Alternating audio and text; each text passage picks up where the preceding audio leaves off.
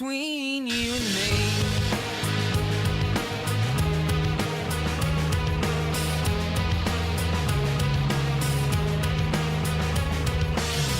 It's in the water, baby. It's in the pills that pick you up. It's in the water, baby. It's in the special way we fuck. It's in the water, baby. It's in your family tree. It's in the water, baby. It's between you and me. Like the hand that feeds. Tap the vein that bleeds. Down on my bended knees. I break the back of love for you. I break the back of love for you. I break the back of love for you. I break the back of love for you.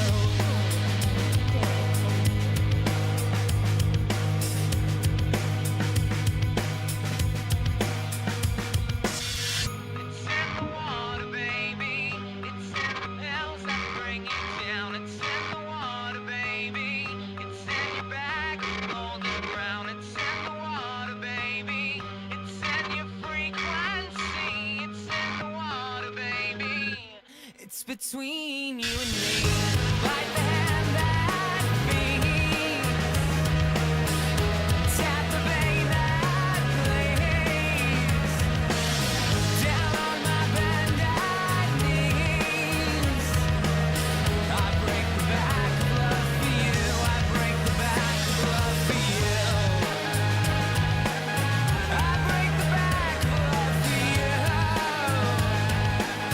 I break the back of love for you. I break the back of love for you. I break the back of love for you. I break the back of love for you. I break the back of love for you.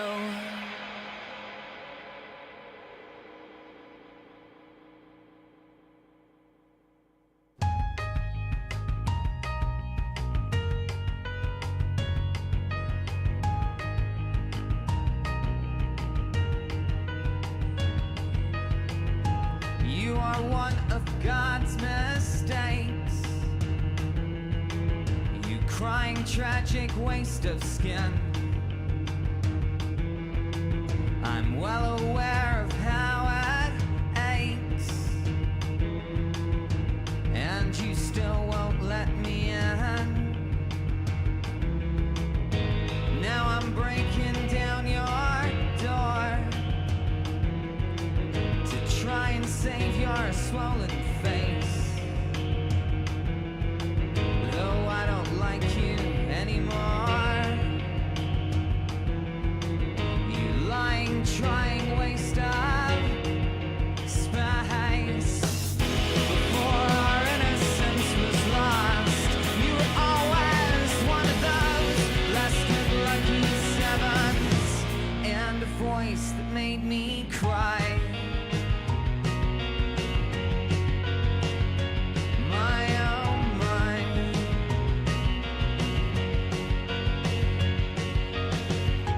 You were Mother Nature's son, someone to whom I could relate. Your needle and your damage done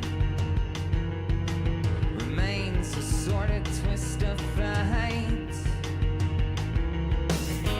Now I'm trying to wake you up, to pull you from the liquid sky. 'Cause if I don't, we'll both end up with just your songs to say goodbye.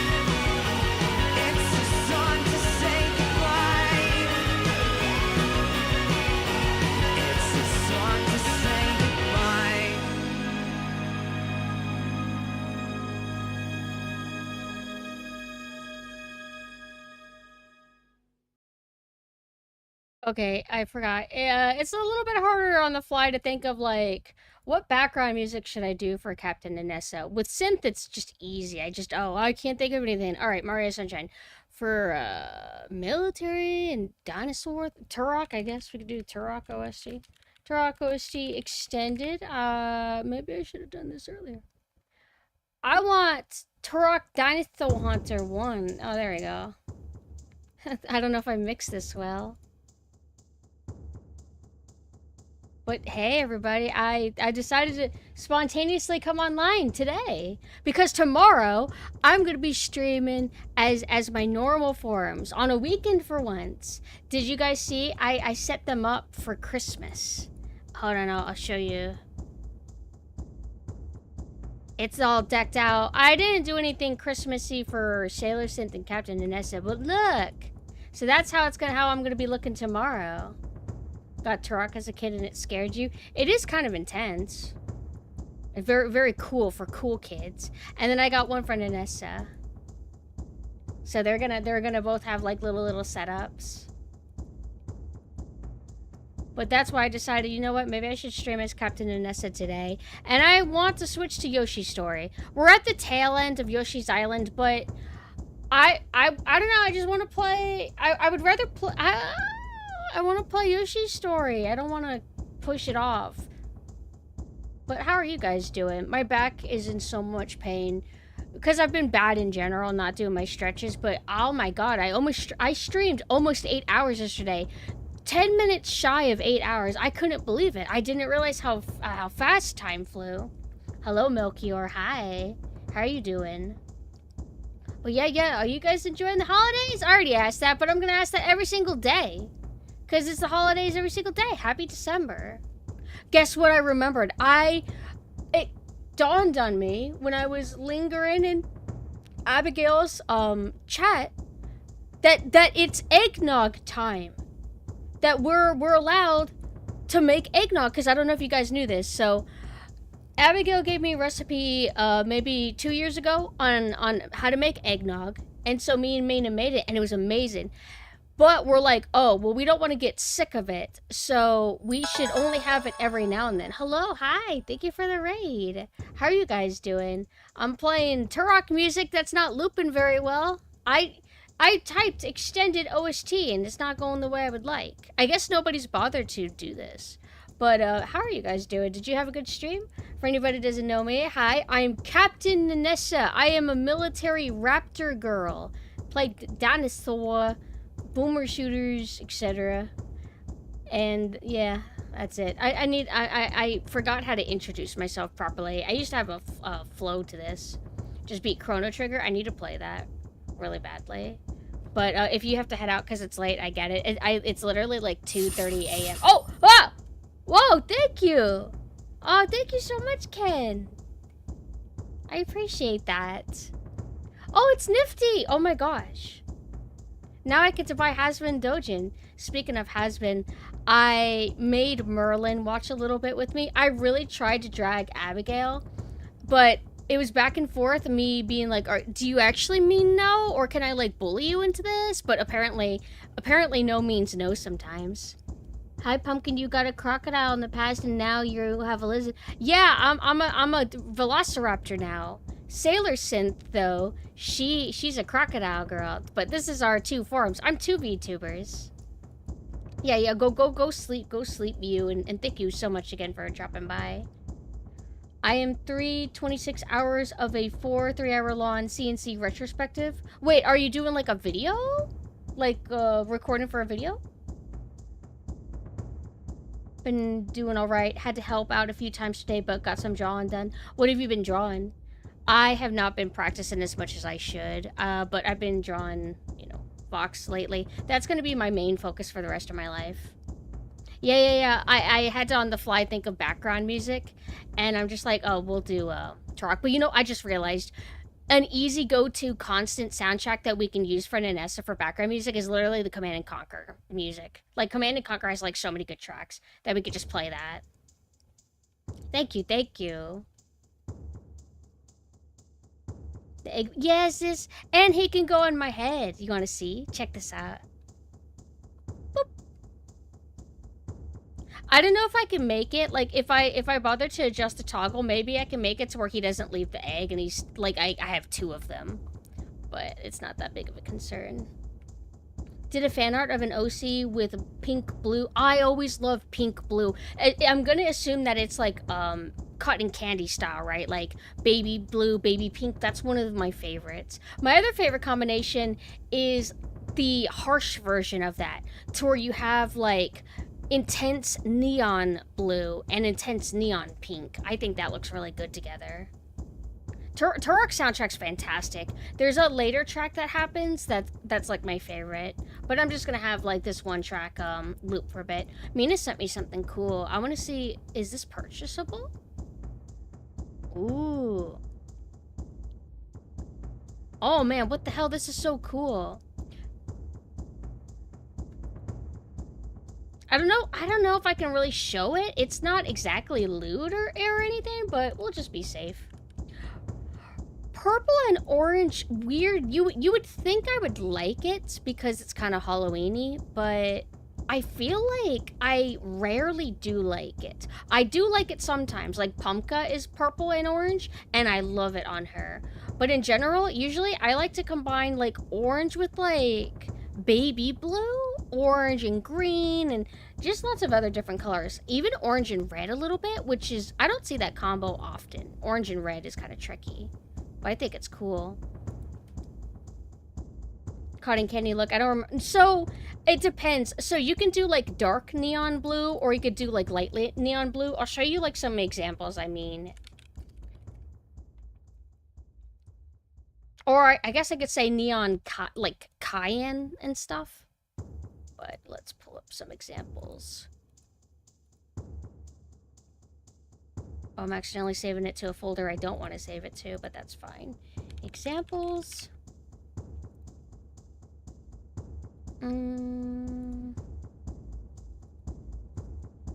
So here's kind of like, whoa, I'm not trying to make people go blind here.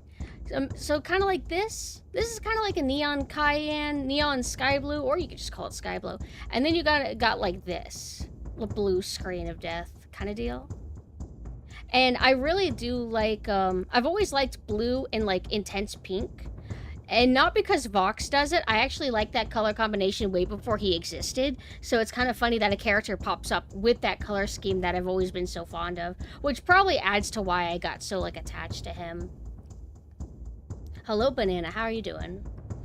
Ancient City is the track that instantly transports me to Turok. Let's check that out. Maybe that's the track that I really like too. Oh yeah, this is like the most Turok-y song. I think for some reason I remember just being lost to this one the most. Hope the game isn't too horrible. Why would it be horrible? It's Yoshi's story. Hold on, now I need to find the song that I like the most. No, I don't think it's this. Is it Campaigner's Lair? This is it. I think this is it. Because it's got that, like, mechanical breathing kind of vibe to it. Kind of like how Terminator does. Obviously, it's a little bit different.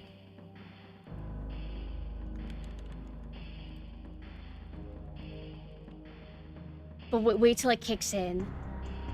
Isn't it kind of like similar to like one of the earlier tracks? It's just kind of like a remix of it. This track is called Campaigner's Lair.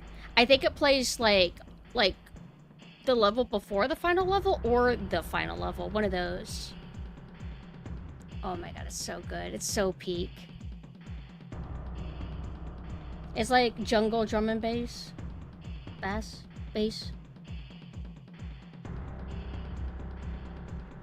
Right? You see its greatness. The soundtrack was unique. Never heard anything else kind of similar to it. I never even thought about that, but you know how we've been lamenting how the new upcoming Turok game doesn't look aesthetically interesting and it looks like really bland and plain? I just realized that it's probably gonna have a really boring soundtrack too. That's so disappointed. Only played Yoshi's Story a few times, but love the visual and really love the voice Yoshi had in the game. Yeah, that I think is the first game when Yoshi had like a real kind of quote voice. Because before it was that weird like artificial trumpet sounds kind of thing that he used to do.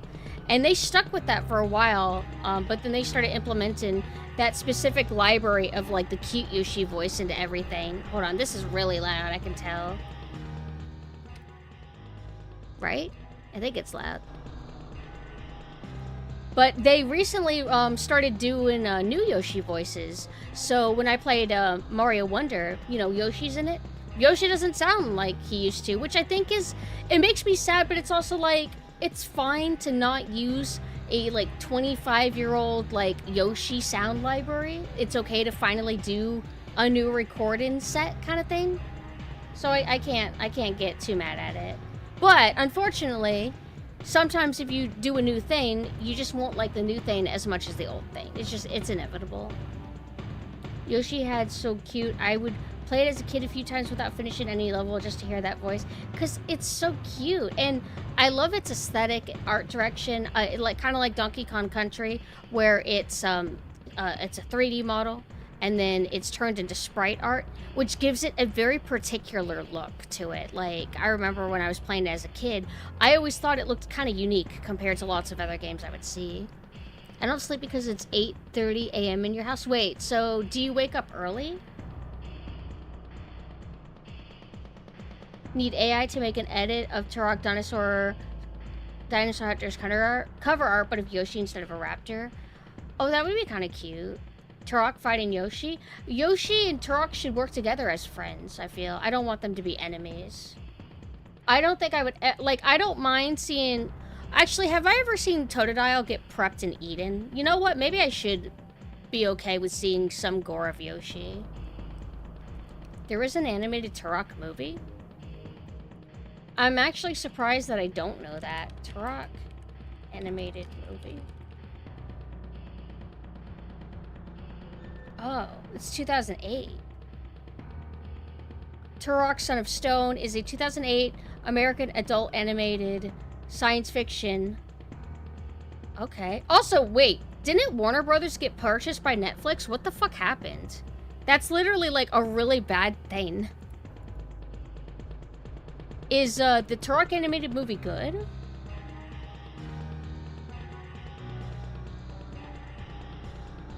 There is an AI video of Pikachu getting cooked. It was, oh, it's AI? Not like animated, like real animated? Who are some of the key people that were involved in this? I would watch that. Wait, it's... Oh, it's okay? We could say goodbye to Fear permanently, I guess, now that Netflix owned it. Wait, so did Warner Bros. Own Fear?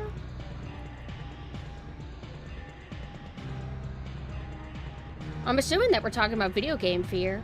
Also, let me plug in my other controller really quick. Since we're switching to Yoshi Story, I'm going to use my other controller instead of SNES.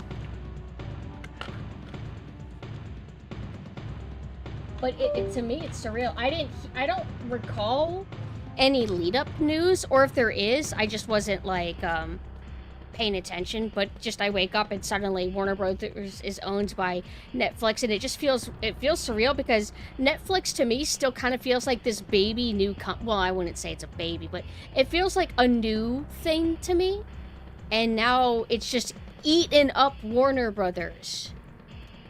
Like, wow. Move aside, old man. It's the youth taking over.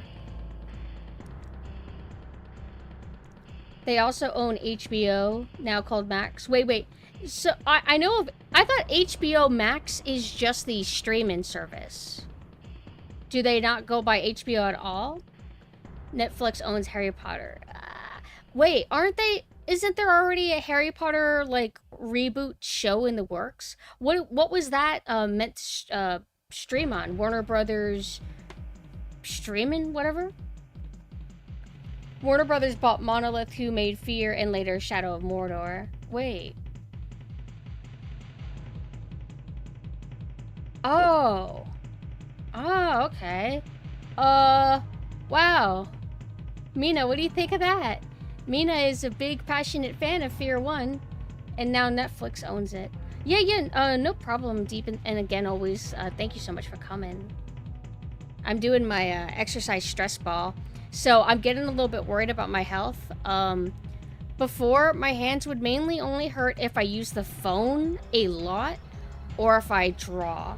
But now we're at a point to where if I play video games a lot in one day, my hand hurts. So I'm like, oh fuck, it's getting worse.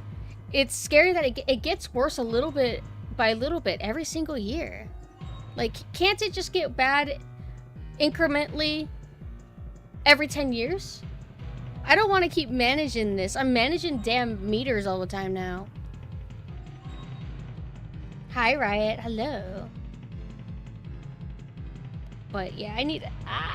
my back hurts so much, but I want to stream. I don't want to lay down. Oh, I ended up sleeping in really bad today. I couldn't help it.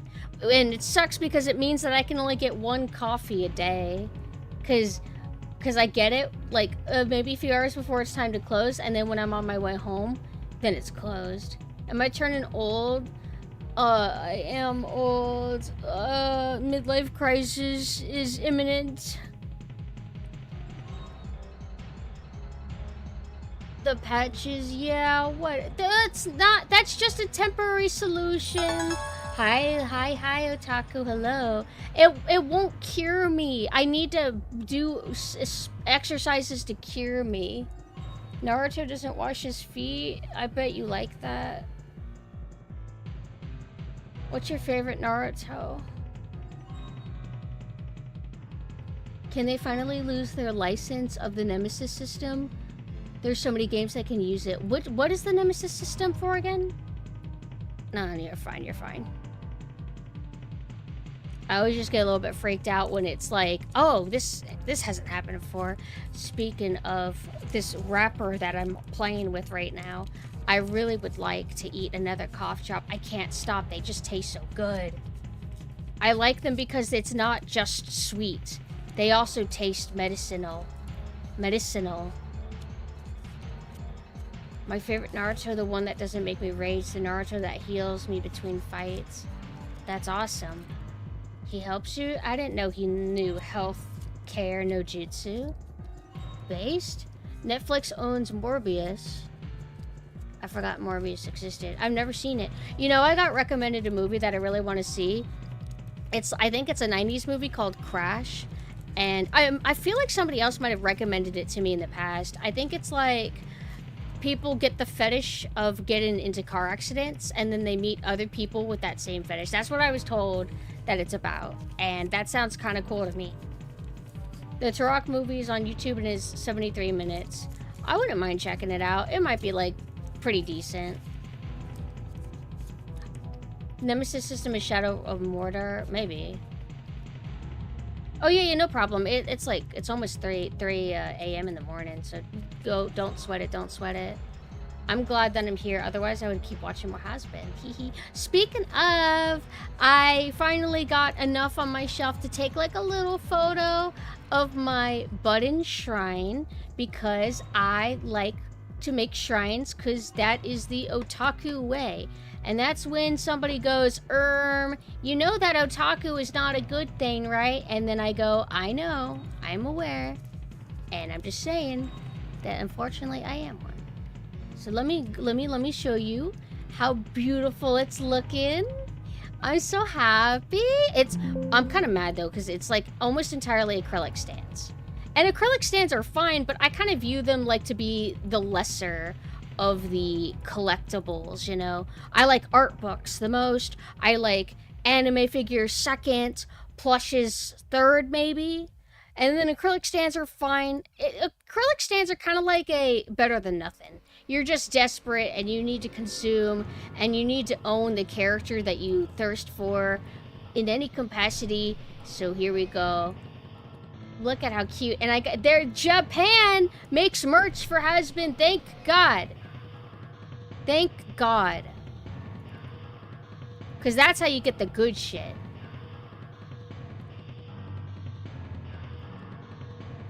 Well, who are we to say who's using it incorrectly or not?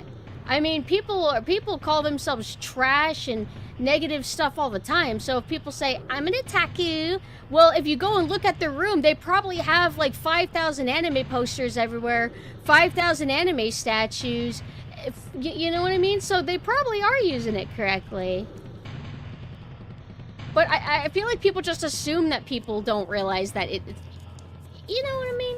Nemesis system basically is if you kill a leader, it'll level up a random orc along with any orc kills you, gets buffed and named, and you can encounter them again. Also, yeah, Crash is car crash fetishization. Yo, so is car crash fetishization an actual thing? Because guess what? There's another movie that I saw where there's a guy that has that. I don't know how much of it is sexually motivated, but Death Proof. Death Proof is literally about a stuntman who basically gets off to killing people in his crash car. It's a good movie. I like it. Who's the actor? I always forget his name when I'm trying to think of it on the spot, and I feel really bad because he's literally like infamous. Kurt Russell, I remember it now. Planet Terror, I really like. I feel like you should watch them as a set. Planet Terror and Death Proof are kind of like meant to be a set, to my understanding. And they're both really good, but different. And it's funny because they both will have like some crossover actors. They have, what is her name? The machine gun leg girl. She's like, oh, Rose McGowan. Rose McGowan plays a small role in Death Proof, and then she plays a major role in Planet Terror. I remember I used to watch Planet Terror all the time when I was younger, and then I went a long time without seeing it again. I rewatched it when I was older, and it was even better than I remembered it. I made Mina watch it. Hi, Ken. Hello, hello, hello. Wait, which message got fagged? Kurt Russell. Why would Kurt Russell get... Why would that get auto-modded? I don't even understand at this point. Dude, they were so mean with the kid. I like how the entire movie, like the mom is like, hey, don't play with that. You'll shoot your face off. That's all I'm gonna say. Go watch the movie. Hold on. I was gonna say... Yes, please watch it again. It holds up really well. Just hit 2 hours in Prime 4 and one of your recent tweets suddenly makes more sense. Wait, so is Prime 4 available to everybody? Is it as bad as we thought? Is it actually like, oh wow, this is a standout game, but it has a few things holding it back? Or is it like a really rough experience? Obviously, voice acting, or more of the voice dialogue, is a major issue, but I think it's also important to analyze how the game flow is, the level design. Is it really just Breath of the Wild, but Metroid now? Kill Bill new release, right? What is it? They put both Kill Bill movies together in one, and then have a new animated sequence that shows a little bit more of Oren Ishii's past, right? That's what I heard.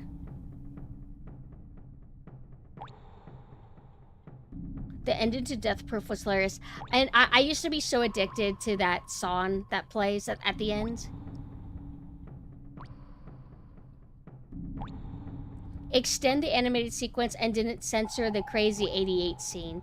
Oh, is that why it's in black and white? Other tweaks. Okay. That's kind of cool. I didn't know that. I didn't know that they did like little touch-ups.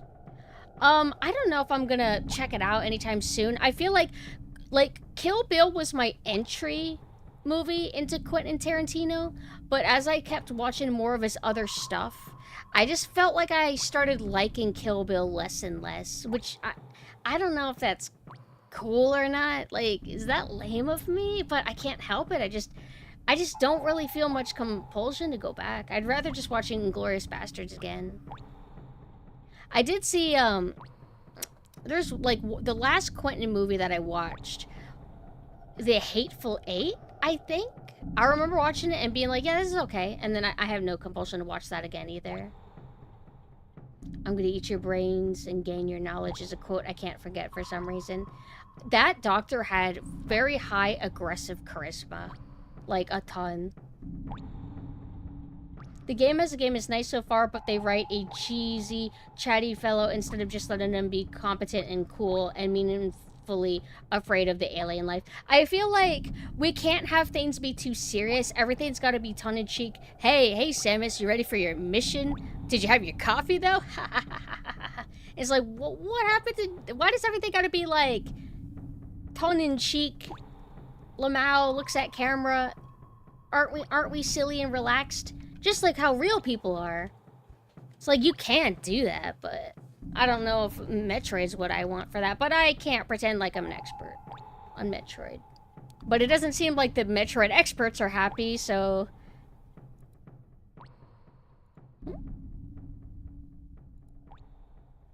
Just turned into a ball with my freaking mind. I just killed a game studio with my freaking mind. I can't ever get over Forspoken. I'm so grateful for what Forspoken has done for the gaming community. And they still haven't learned. Still haven't learned, huh? Metroid has never been goofy. It's usually always been, like, cold and mysterious. Yeah, because it's supposed to be mature and cool, right? But I guess, I don't know. I know that Metroid Prime has always been Western done, but it's so sad to see Prime 4 be like, okay, how are things done now? Okay, let's do that, too. Why? I didn't... Oh!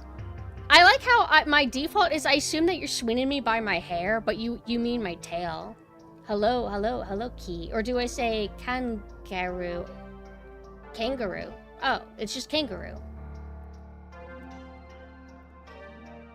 Hateful Eight, Pulp Fiction, Kill Bill, and Reservoir Dogs are my top 3. Oh, you'd agree on Hateful Eight. Pulp Fiction, Kill Bill, and Reservoir Dogs are your top 3. My top 3... Thank you for reminding me of Reservoir Dogs. I definitely love Reservoir Dogs. Inglourious Bastards. Let's see. Let me see all his movies. Quentin Tarantino. I want to put... Like, I know it's Robert Rodriguez, but I swear to God, Quentin had a lot to do with the first half of the movie, which is part of my favorite, From Dusk Till Dawn. But it's not really Quentin. It's, you know, still. I haven't seen Django Unchained. Is Django Unchained better than Hateful Eight? Pulp Fiction, I think I need to rewatch again. It used to be hyped to me so much. I even had my aunt would hype it as like, this is the most mature, crazy movie ever of all time. And then I watched it when I was young, and I'm just like, oh, I don't know, it's okay, I guess. Like, I didn't really have a negative opinion. I didn't have like a crazy positive opinion. I was just kind of neutral. Hello, Shadow. And Jackie Brown, I need to rewatch. I watched Jackie Brown when I was maybe too young to really get it. If you look up Quentin Tarantino in the movie section, it does credit From Dusk Till Dawn to him, but I know it's directed by Robert Rodriguez, but he had to have written some of it. Screenplay by Quentin Tarantino. I'm so dumb. That's why it feels like him so much, because he fucking wrote it. I'm carrying one of you. I'm carrying one of you. Past my bedtime? No way. I don't have to sleep. I'm a big girl. Hey, how come this stopped looping? Oh, it's because it started playing the whole soundtrack. Alright, we have that looping now. I know he's in the movie, but just because Quentin's in the movie doesn't mean that I would automatically know that he wrote the screenplay. But I love Quentin's character in that movie. Apparently, people said that his acting was bad in it. I don't agree with that. I thought that he did a great job playing a very socially awkward sociopathic character. Oh yeah, we know all too well about Quentin's feet fetish. He wrote it to where Kurt Russell has to lick one of the girls' feet because they were like letting their leg hang out the car window, and Kurt Russell goes off and licks one of the feet. So I don't know if Kurt Russell questioned it at all. Do you think anybody? Because there was a time, you know, Quentin's been making films for a long time. There was a time to where people hadn't all collectively caught on about the feet fetish, you know. But I would say in recent times, people have finally realized it. But Did people ever catch on? There had to be people who knew about it a little bit on the down low, right? When did I say that I don't remember Salma Hayek? I literally watched the movie like 80 times as a kid. It's hard for me to give trivia on every single thing I know in 5 seconds. Like, I need time to, like, you know, talk. Yeah, she pours beer down her leg, and then she puts her foot in his mouth, and he sucks on the toes a little bit. I certainly remember. Feet and slurs in Quentin Tarantino films go hand in hand. That they do. That they do. Were there slurs in Kill Bill, though?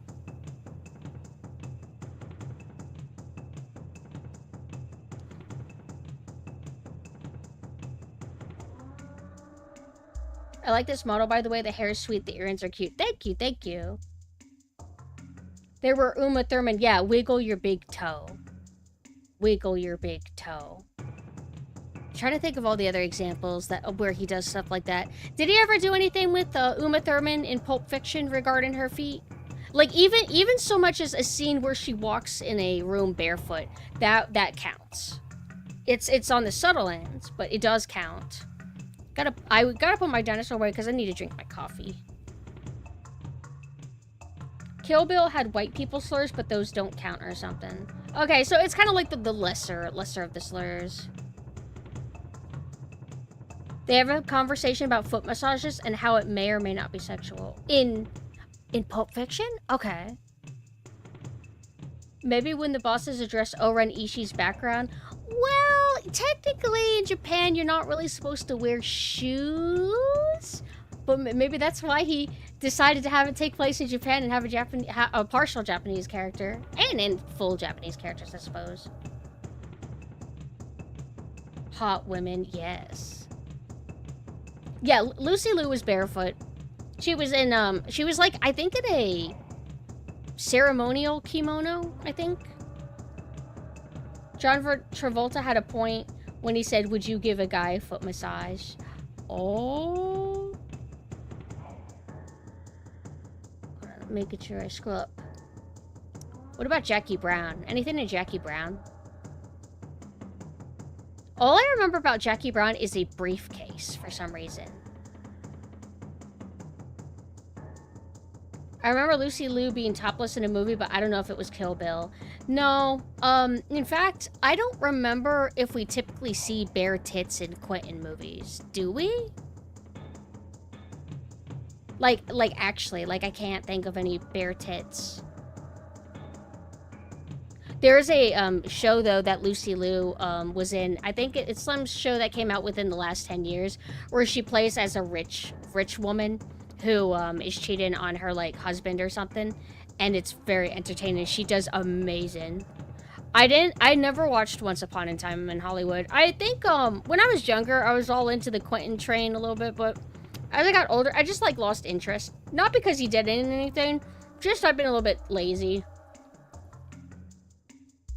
I feel like I don't really have any special allegiance to any director. I don't even think I have a favorite director. I'll just watch movies. If that makes sense. Quentin is still supposed to release one last film. Was that not Once Upon a Time? Is that, well, what is it? He said it's like 10th film would be his last. Did you book your tickets for the 25th Lord of the Rings anniversary re-release in January? No. Is it gonna be in theaters? I would love to watch at least the first 2 movies in theaters. Huh. I'll mention that to Mina. Mina, do you care about Lord of the Rings?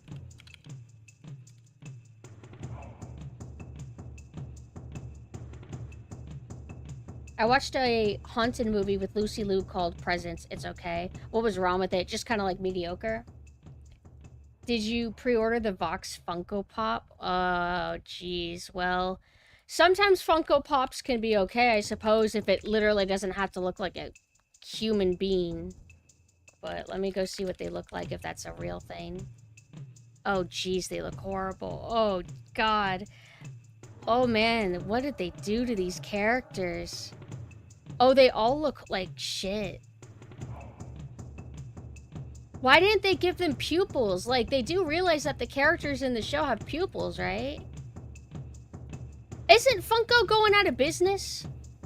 What in the fuck is this? Ew. Hey, speaking of has-been, let's bring him out. He makes me happy.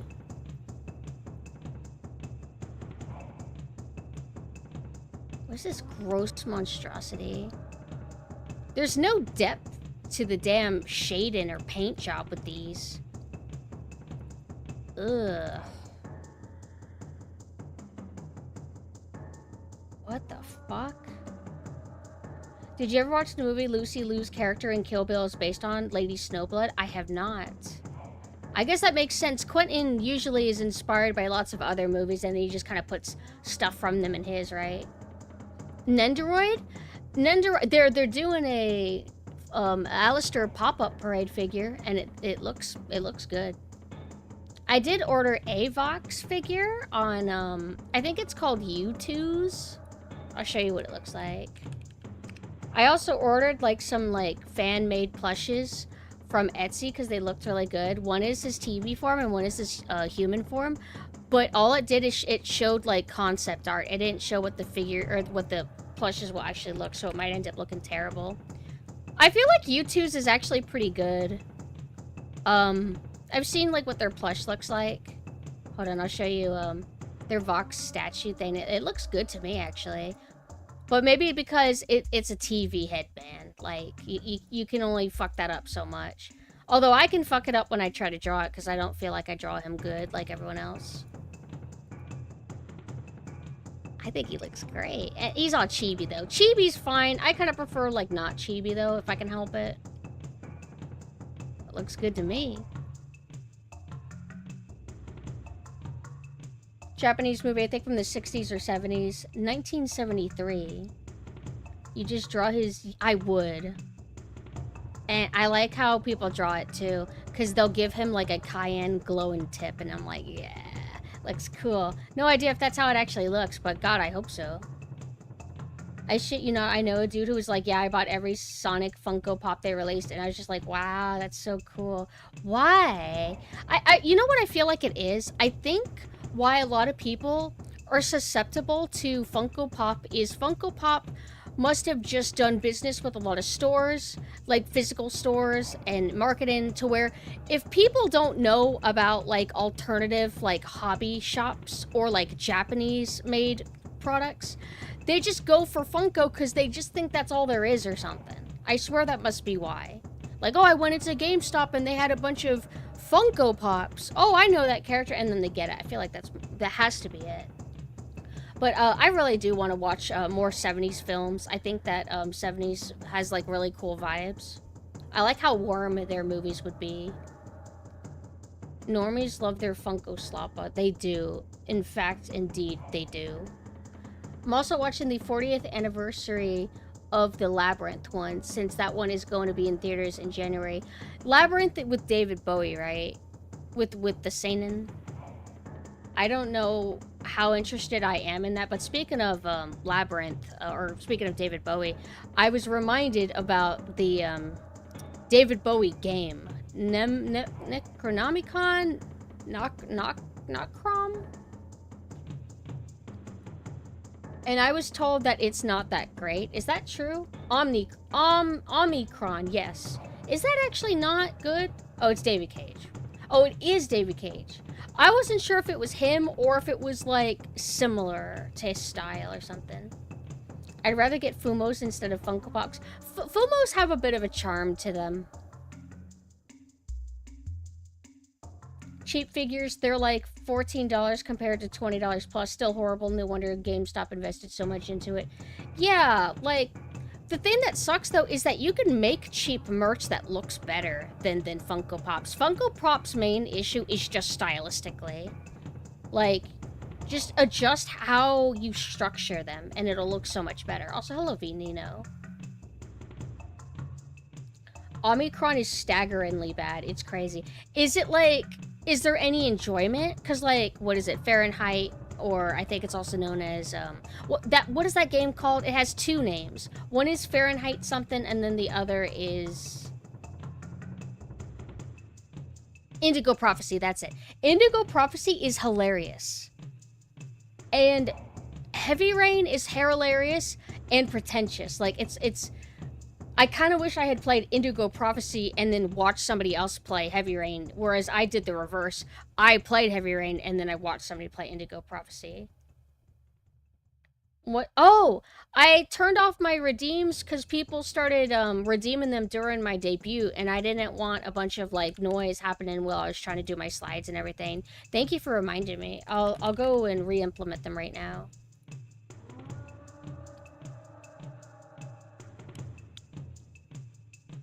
GameStop is good for selling a broke shit controller and getting gift cards at 5% off. That's it. Otherwise, they can go die. Aren't they gonna die? Hi, Mugen. I know that Reggie invested in GameStop suddenly, right? I don't know if he's still with them or not. Okay, hold on. Viewer rewards, power-ups, manage. Okay. Alright, this is back. This is back. Check your balls. What a shame. Majima Yoshi. Game of the Year. Tom Green laugh. I'm not gonna bring all of them back. I don't feel like it. There you go.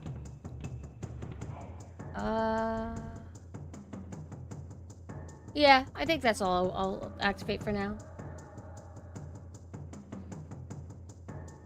I couldn't even stand to watch it being hate played. That bad, huh? I mean, what about like soundtrack or aesthetic? Like, is the world of Omicron at least cool, or is it kind of like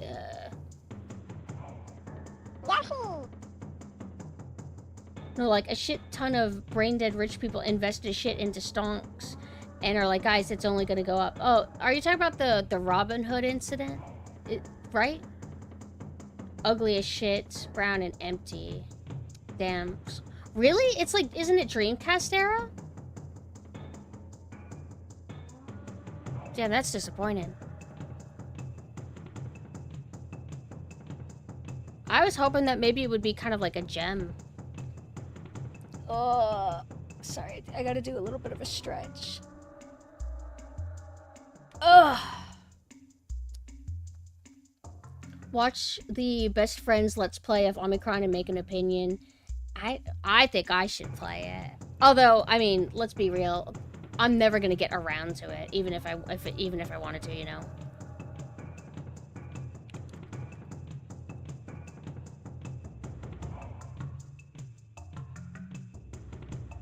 Like, a bunch of people bought stonks into GameStop. There's a whole cult to it. Yeah, I thought that was regarding the Robin Hood incident.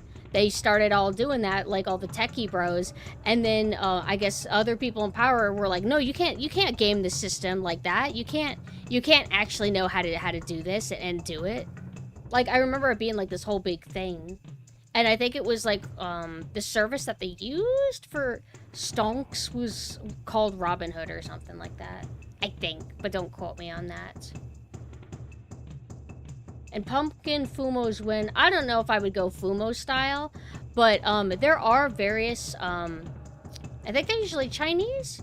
There's various creators who, if you give them the design for a plush, because you have to draw it, they will then manufacture the plush for you. And you could get like really cute stuff that way. I had a Feitan one made, but it was a pretty rough experience.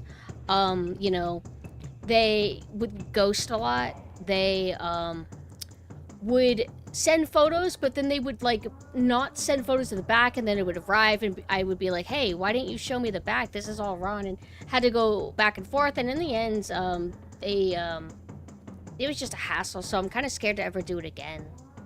But I admit maybe I wouldn't try one more time if it was for synth plushes and stuff. I wouldn't like mass manufacture it. It would just be for me, and I'd take like little photos. I have no idea why David Bowie indulged that guy. Maybe David Cage is just charismatic to talk to or something. Maybe David Bowie was interested in the tech and be like, oh, you're gonna put me in a game? Like, maybe he thought that was kind of cool.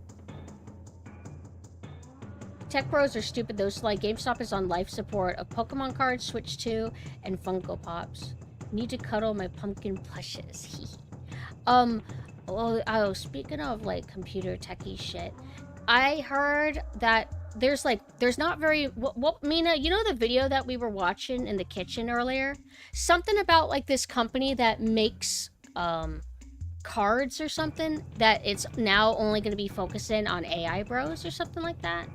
I'd have to find it. I don't remember like the micron. Okay, so you know what I'm talking about.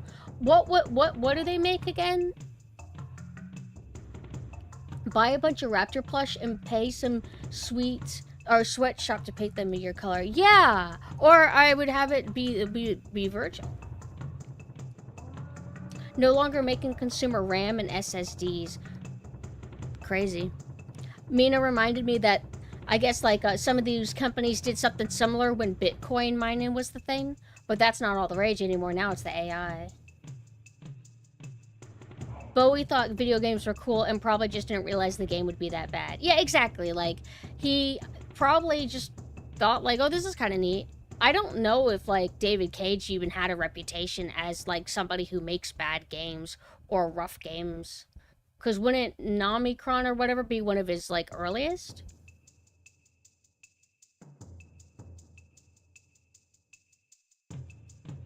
It was Robin Hood? Okay. Just making sure that I remembered correctly.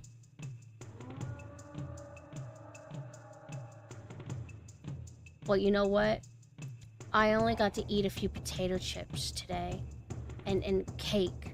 I ate this nasty ass coffee strudel thing. I want real food. Oh, you know what? I ate a little bit of rice. Huh? You know what? I did have some substance today. So I think I'm feeling kind of good. Although I'm actually kind of tired. I want to eat curry. I wanted to eat curry today, but then I got told that we had teriyaki chicken, but I mostly ate the rice and then the chicken got thrown out. I didn't know it was gonna get thrown out. Found out you lost 8 pounds. I've been eating more than usual. I'm not gaining for some reason, which I mean, I'm grateful, good, but I can't help but eat poison all the time. You're making curry. What the fuck? Why don't you share it with me? Now I'm gonna cry. I've been trying to get curry all week. I want yellow curry. And tomorrow I'm gonna go to the grocery store and I'm gonna get some of the last missing ingredients to make the eggnog. We're missing cream. I don't really know what kind of cream. Like cream? Like what does cream mean? Cream could mean a lot of things. I won't cry, I'll stop. Do you like eggnog? Because I love it.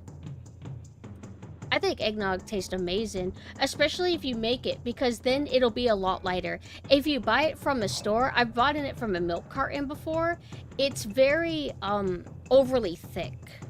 And I don't like it as much. It basically tastes like you're drinking cake batter. Whereas if you make eggnog, it tastes like you're drinking watered cake batter. You get it. Oh, well, don't put alcohol in it. If you don't put alcohol in it, then you won't get a hangover. I don't use alcohol in it. Alcohol would just make it taste bad. We trying eggnog for the first time. Are you gonna make it, or do you just know a situation's gonna come up where you're gonna have an opportunity to have some? Also, during the holidays, you can make cider, right? Cider's pretty good for the holidays. Yeah. Let me see if I can find the recipe that I was sent, and then I'll post it for you guys. You also have to handle the yolk, too. It's crazy. You break open the eggs, and you got to make sure that the, it's a whole thing. Let me find it. Okay, this is the exact recipe that Abigail sent me. Right here.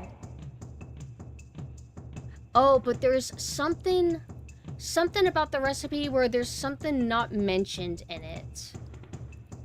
Hey, by the way, for the eggnog... What? Wait. Well, let me just go to the pinned message, and then I'll see if he left a note. Oh, so this recipe is classic eggnog and uses raw eggs, so the shelf life is roughly 9 days. So if you make this, you need to eat it pretty quick. Like, don't, like, wait, like, too long. Here's the note.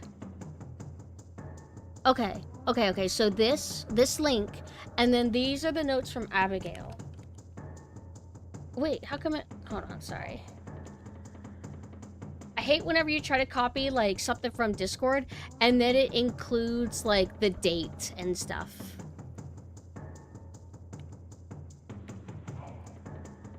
Okay.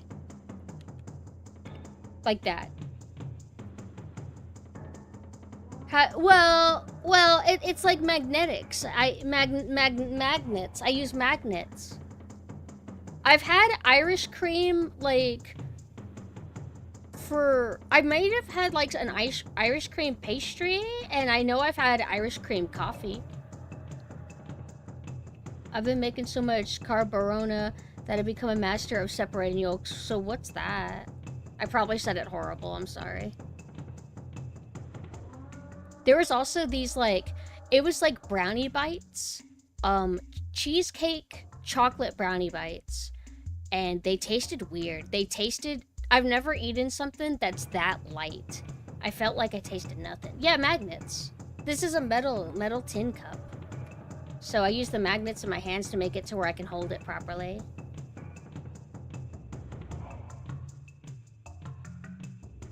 It's for tomorrow. What kind of curry are you making? Can I have it? I just want the peanut curry. I'm intentionally wanting to skip out on the crab salad. The crab salad, if I keep eating it, I'm gonna get sick of it and I'm never gonna want it anymore. Carbonara is a pasta with a sauce made from egg yolk and parmesan. I need to see what it looks like. Do you ever need to see how food looks to know if it looks appetizing or not? Carbonara.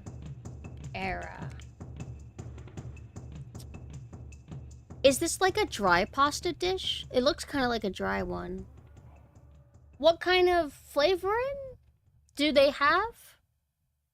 Because there's got to be more to it than egg yolk and parmesan. Like, what kind of seasoning? Do you use, like, Italian seasoning? Crabs in this economy? Well, the crab salad, it's like shaven crab. It's like dust from crab. It's not like really appetizing pieces, chunks of crab.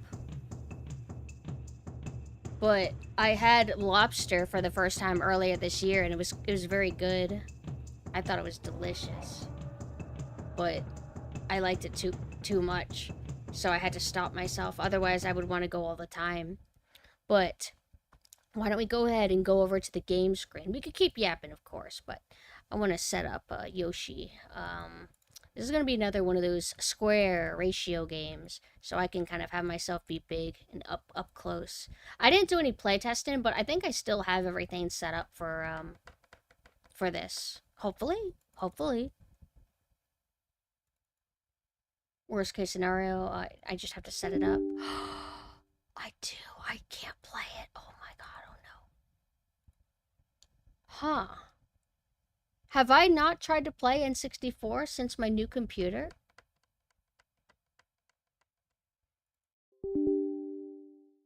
Alright. We'll just keep that music playing. Then let me get this. Give me 1 second.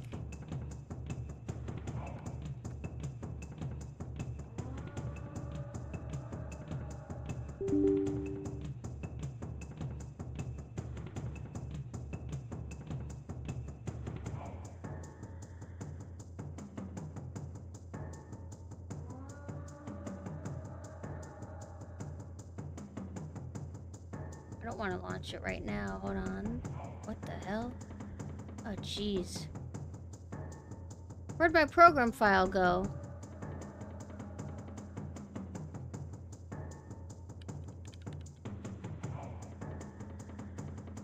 Okay, hold on. I think we're almost getting it.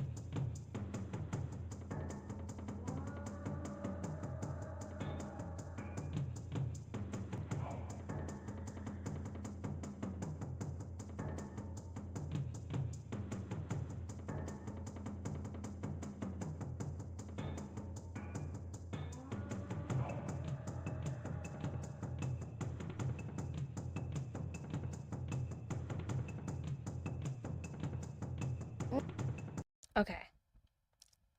Nintendo. How do I make it semi-big? Okay, hold on. My whole screen is black! Stop! Oh no!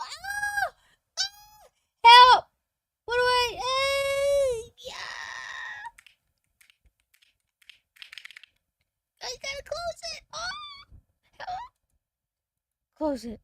Holy shit. Hold on. Okay. Here we go. This is what I was supposed to do. I'm so silly. Is this it? Do I want to do... Why isn't it doing it? Oh. How about this? And then...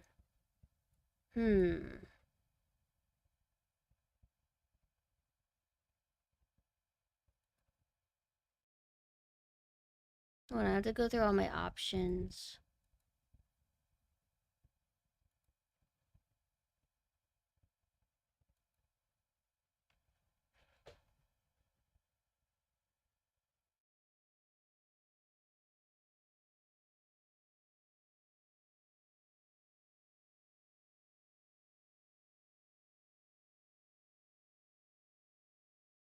Nintendo. Hey. Let's see. And then, where is my... Here we go. How about we do this one? That's weird. Oh, wait, here we go. Oh, this might be too loud.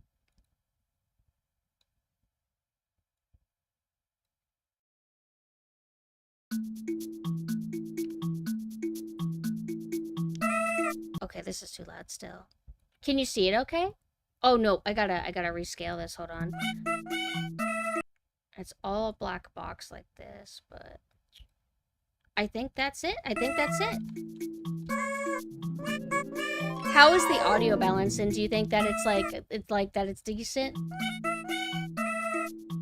Better? Do you think I need to make myself, or do you think I need to make the music quieter?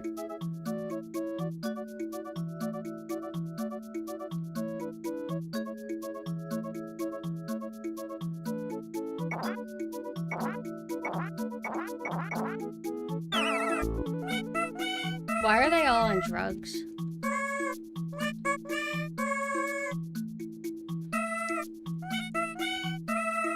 No, this is too loud to me. Hold on. I can tell something's wrong.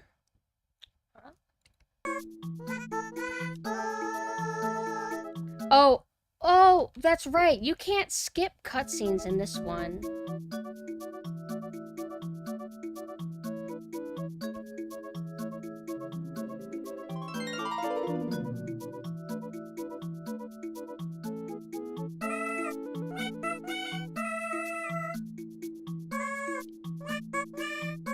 I don't know if I like that the Yoshi eggs are gelatin. Oh, hold on, my other chat box disappeared. You're playing Senran Kagura. Is Senran Kagura the one that has like the hot girls? There's a girl that she's got like this like she has like tan color hair, and she wears baby pink, and she has like a pink ribbon in her hair or something, and she's really hot with big giant boobs. But hello David, how are you doing? And also hi now. This is the first video game that you ever played? This is one of the early games that I played. I would rent it from like rental stores. I never owned it though. Yeah. There's like other cute girls from it I've seen.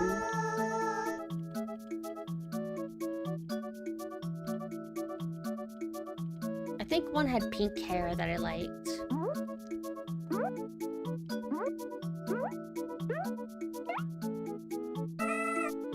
I kind of like how the plot of Yoshi Island is kind of better, where you're trying to, I don't know, do something with baby Mario. This is just like eating fruit and being happy.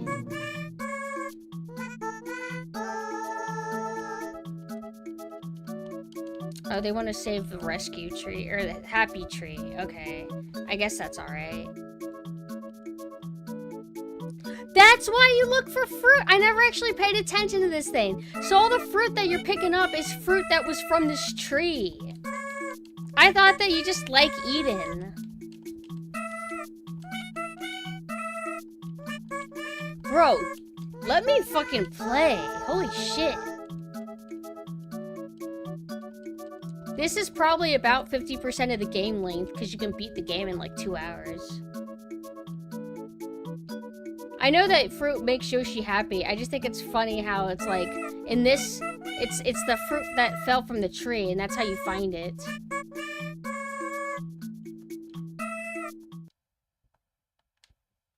Why wasn't it working earlier? Oh, it doesn't register my controller. That's awesome. So that's why?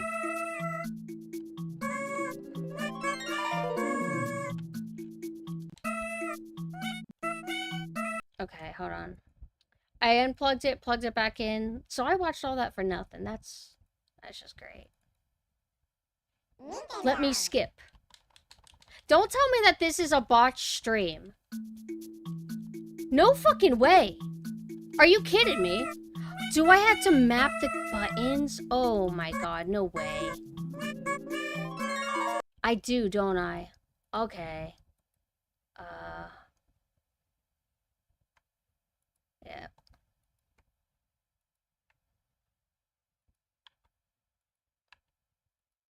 I always hate mapping because, like, some controllers do not transition well. I don't even know what C button's right. Second analog, that's right.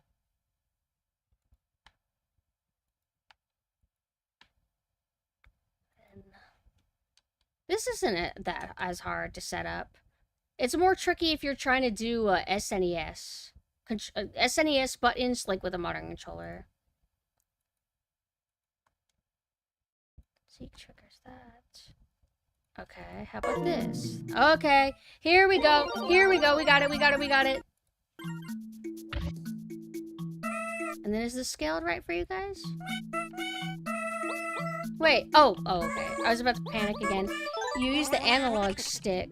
Wait, I don't think you use D-pad at all in Yoshi's Story. I didn't say there's anything wrong with SNES buttons. I said that if you're trying to map SNES buttons to like an Xbox controller, it's a little bit awkward. Because like where the button placement is, it's just not as good as playing on an actual SNES controller. I always pick green Yoshi. I picked my least favorite Yoshi because I do not know how to mentally handle losing my favorite Yoshis.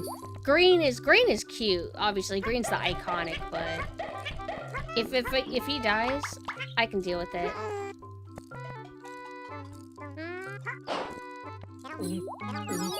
Red Yoshi's my favorite. Red Yoshi I cherish and I will protect at all costs.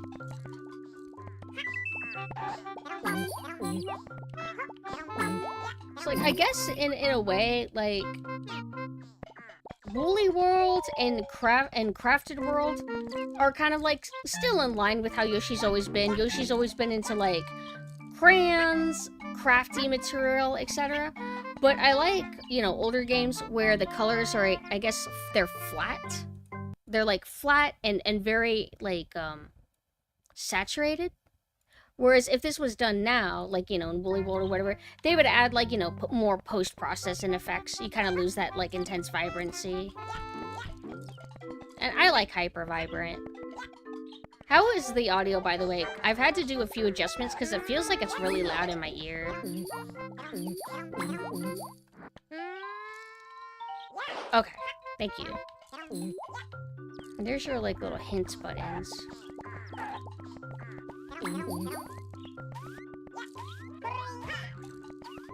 And I don't typically go for score or anything like that. I don't bother, like... I think the way you get the highest score, right, is if you get all the melons? Or is the melons just something people do for, like, a challenge, but it doesn't actually give you the best score? No matter how easy people say the game is, look at the chart. Exactly. And what's cool is, like, it can be harder if you go out of your way to try and find the other levels. The hidden levels will have a bit more, like, bite to them. And, you know, a lot of the challenge, it's similar to Yoshi Island, is, you have to, like, go out of your way to find other stages. So if you just play from, like, start to finish, you'll beat it in 2 hours, but if you actually want to play all the content, well, then you have to seek it out.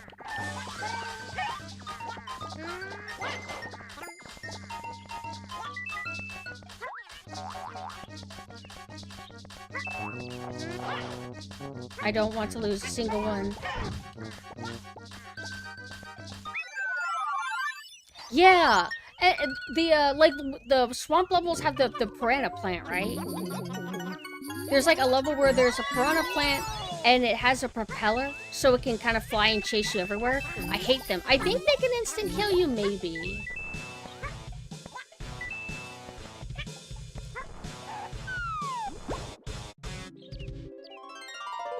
Also bought this on my Nintendo Wii back when you were able to actually buy games, and I would play it because like you could hook up a GameCube controller to your Wii, which I thought was really cool. Playing N64 games with N64 controllers pretty decent. Oh, I didn't pay attention, but did we do the thing where you roll for your favorite fruit? Like whenever you play, you roll for your favorite fruit and favorite color, I think. Or no, you roll for your favorite fruit, and whatever the fruit's color is will determine like what Shy Guy colors you like.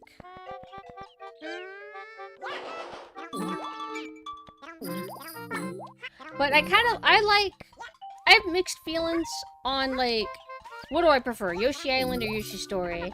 And as I said yesterday, Yoshi Island's kind of cool because it's a bit more standard. You go from the beginning of the level to the end. Whereas in Yoshi Story, it ends when you like find a bunch of fruit, like to like fill your meter, your like quota. Which it's not that hard, but there's some situations to where I get to the end and then I have to warp to a previous area to try and like meet the quota. Mixed feelings about that. I feel like well, if I say I want a successor to Yoshi's Story, but I don't want the fruit system, well then I might as well not ask for Yoshi's Story, I should ask for Yoshi Island, right? But I just like the visual style of Yoshi's Story.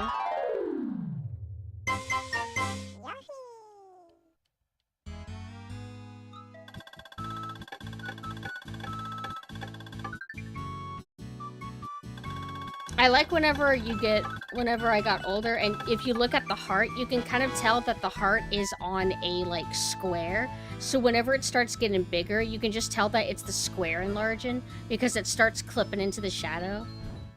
I don't know if that's something you would be able to notice, on, like, a Sierra TV, since it's been a long time since I played on one.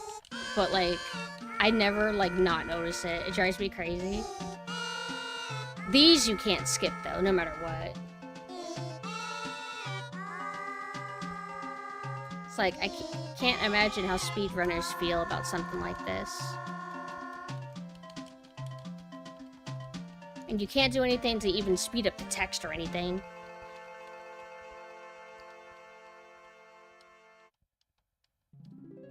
But this game came out, like, what, 1999? That doesn't sound right. I was, like, looking it up earlier. I think it said that. Or maybe I'm mixing up with another game. Yoshi's Story release date. 1997. Okay, I knew 1999 didn't sound right. Man, like, how... This is an old game. Old-ass game.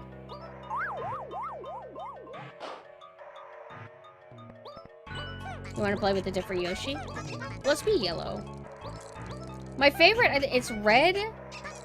Then, maybe baby blue. Then pink. Then yellow, then green, then dark blue? Dark blue tends to be one of my sacrifices.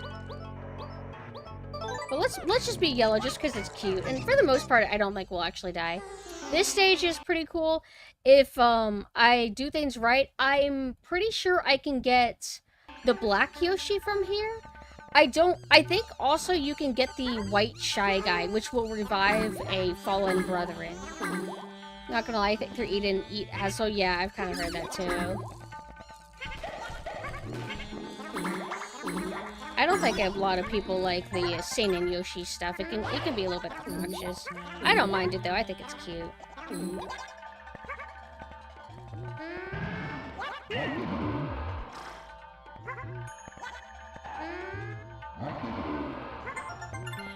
Huh? Oh, he's already dead. I thought you had to hit them 3 times. Imagine it's like... Ah! Oh, it was just my short string. It touched me. It freaked out. Imagine it's like elevators in Portal. Elevators? Also, where's the smell system? Did I make that a button? Let me double check. Let me see. I didn't. Okay. Oh. And then... Oh. Okay. Yep, here we go.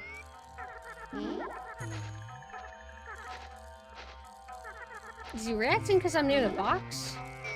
Or is it because I'm near here? Also, is there a point to collecting, like, the coins? Or is that just for a score in this one?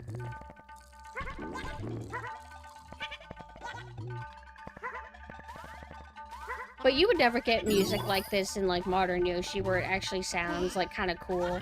Now it would just sound like... You would have, like, train whistles and shit. And, like, adorable stuff. Oh! Hello, Blanca. Hi. These I can't eat anymore. They hurt me.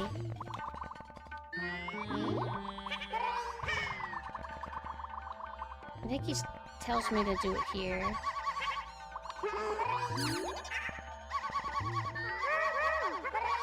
Alright. Coins are just for score? Okay.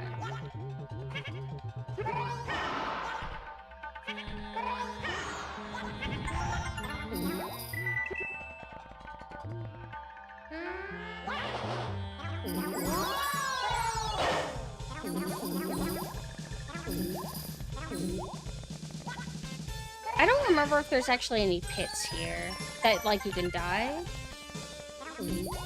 But where we go to get the white shy guy and the black Yoshi, I think it's, like, towards the end of the level.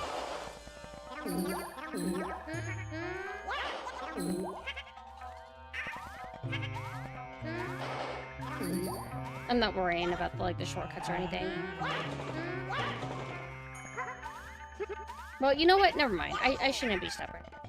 But I don't think I even hit the first one.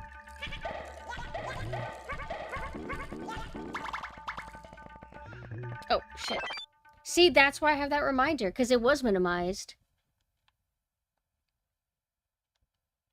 Hello? Game? Hello, Shu. You want some real Yoshi music? Look up the Yoshi clan from Yoshi's New Island. Is it actually good? Favorite Yoshi colors would be red, black, blue, green, yellow, white, cayenne, and pink. I forgot to factor in the white and black one. I don't know where I would rank them, actually. They're my favorite, though, because they're special. Like, oh, these are special Yoshi that you actually have to find, so I never want to use them. But I remember, like, they do have a mechanic gimmick that they can do, where they can, eat red peppers.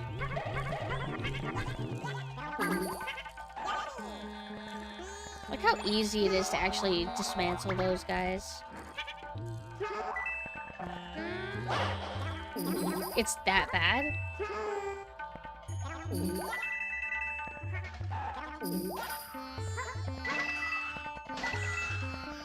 I guess... Maybe that's the reason why Nintendo doesn't, like, put that much effort into Yoshi's. I guess Yoshi's never really been a money maker for Nintendo. Especially because one of you guys said that Yoshi's Island didn't sell that well, right? Because, like, it's easily perceived as being, like, for kids. Whereas, like, Mario World and shit, like, or classic Mario in general, seems, like, cooler, that everybody can play it. It sucks because Yoshi's so fucking cool. Yeah, Yoshi's getting... I'm not saying that Yoshi doesn't get new games. It just doesn't feel like it gets a lot of games. And it doesn't feel that Yoshi gets as cool of games as other IPs that Nintendo has. But if you look at what the new Yoshi trailer looks like, it just looks really lame. It doesn't have, like, the spice that Yoshi used to have, like an Island and Story. The music is just... the trailer is... I used to have it downloaded. Let me see if I can find it. But as a Yoshi fan, I just cringe. And I've been cringing since...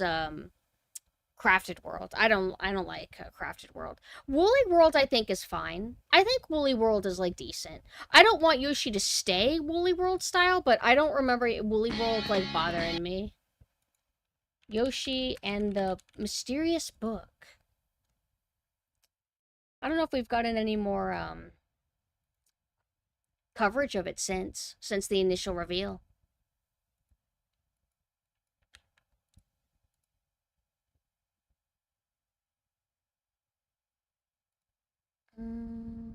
Download this one.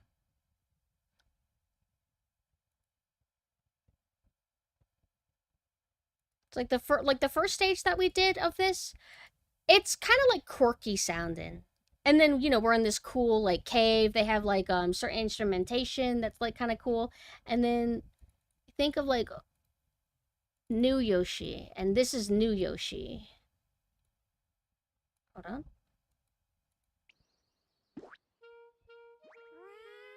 One day, on the island where Yoshi and his friends live, Ugh. a talking book named Mr. E suddenly falls from the sky.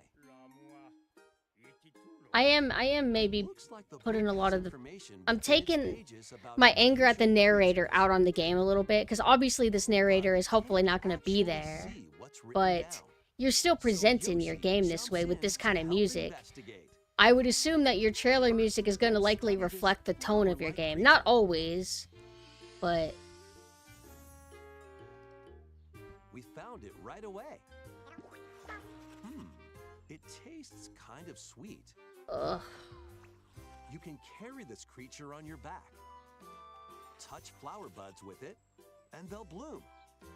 From a gameplay perspective, it might be completely fine. As you wander through the It book, is kind of cute that they're doing like an artificial, like low frame rate kind of deal to make it look more retro or stylized or whatever the hell. will be written down. Oh, you don't want to hear it, Hey, but we found all some right. dandelions. Touch them, Do you and actually they'll want- scatter in the air. Oh no, that creature is stuck. It Visual-wise, seems it like kind the of makes me dandelions think can of absorb nutrients. Wonder a little bit, which makes Oh, sense. they can even cause Hello, rocks to Bellmaster. crack. My sleep Thanks schedule's to messed them, up We too. were able to break the I've rock. been waking up super late, and then I go to bed super like It early. looks like there are still lots of unusual creatures. Nintendo residing always within does the that book. narrator, even for third-party games. It sucks. A page-turning adventure awaits.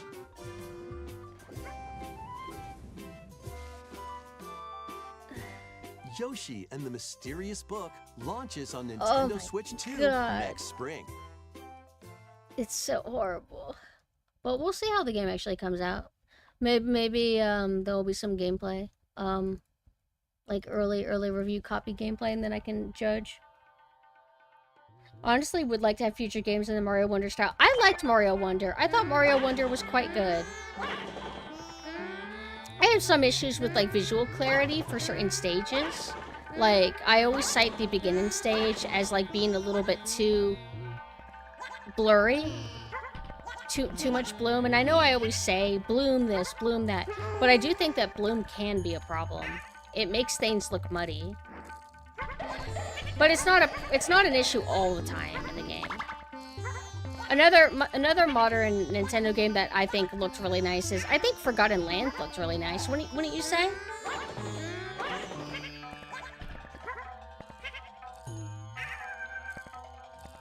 Went to bed at 10 p.m. last couple days tonight, and I go at nearly 4 a.m. 10 p.m. 11, 12, 1, 2, 3, 6 hours of sleep isn't that bad. That's a little bit kind of like where I am. Kirby and the Forgotten Land was amazing. Like, I'm not joking. I'm perfectly willing to like a modern game if it does everything that I like. Now, I wasn't overly fond of like, oh, what if Kirby stretched out and became a condom that would just like, you know, grab onto things. I thought it was a little bit weird, but whatever.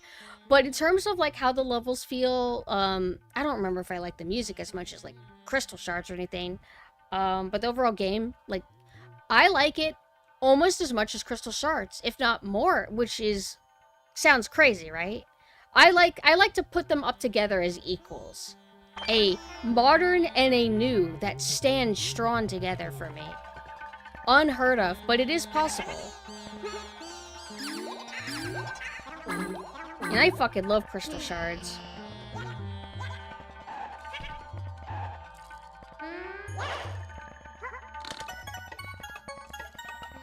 I hope that they do a sequel to Forgotten Lands. Granted, sometimes it's like, no, don't do a sequel. Do like a new style Kirby instead. Like, if they want to do that instead, that'd be fine. But I think Forgotten Land 2 could be like awesome. Favorite track from Forgotten Lands is the boss theme. I need to play it again. I haven't played it since I was 3D, so quite a while ago. But I'm so glad that I ended up liking it as much as I did. I had this other Switch Kirby game that I didn't care that much for. It wasn't bad or anything. I just thought it was like forgettable. Kirby All-Stars or something.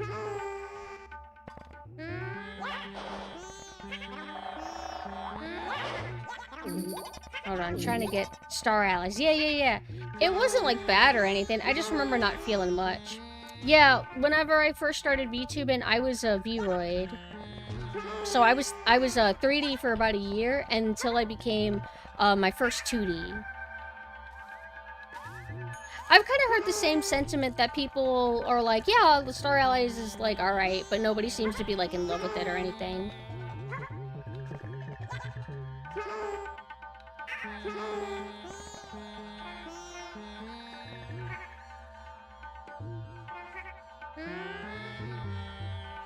Okay, it just... Oh! So the eggs don't ricochet around, but it actually got him! Yo! I feel like there's another way. I must use the tulip usually to get to him, right? Ow.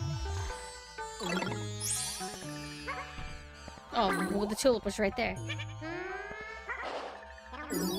Alright, and now we have the black Yoshi that we will never use because if he were to die, I would literally not be able to go on anymore.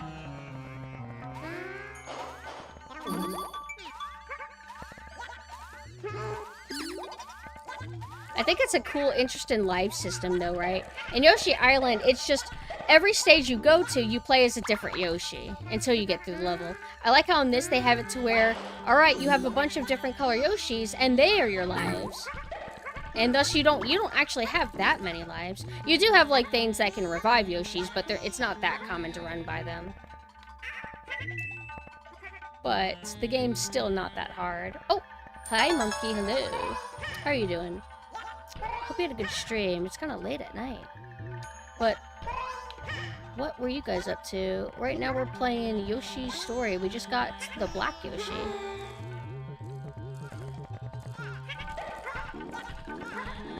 Abigail, how the fuck are you still awake? You could have watched Hazbin Hotel with me, but instead you watched streamers? Oh, I need to play Pizza Tower. But if you guys have to head out because it's late, I get it. It's like almost 4 a.m. You took a nap.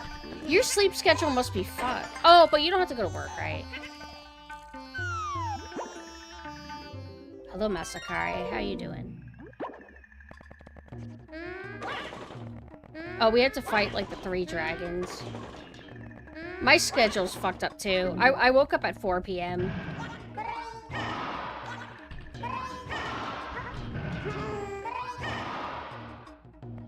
Oh my god, gamer!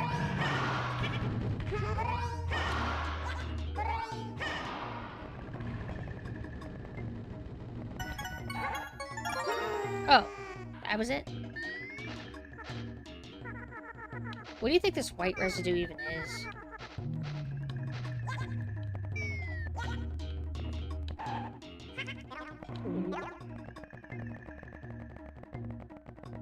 Hey, it has a stock sound that I recognize from Castlevania Symphony of the Night.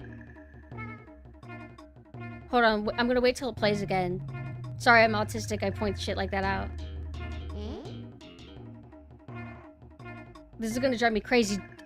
That right there, that like where it sounds like critters, that's in Symphony of the Night, I swear to God. Mark my words.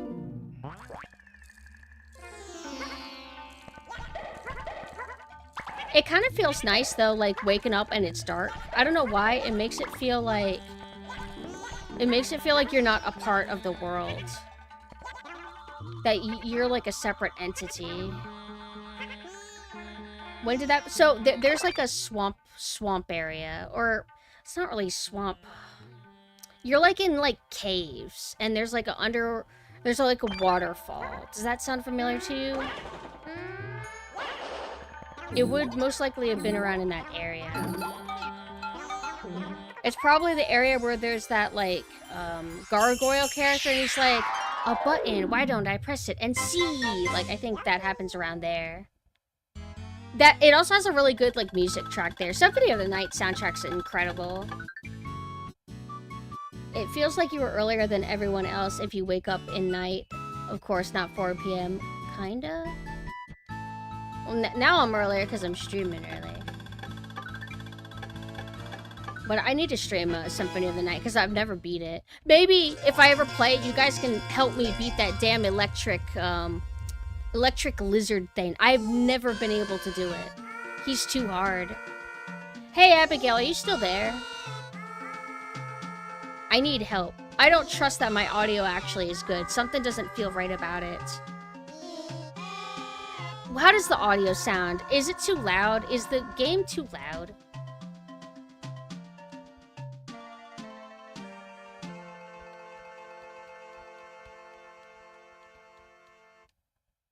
The levels are fine. Okay, if you say so. Abigail, have you heard my rant about how modern Yoshi looks like shit?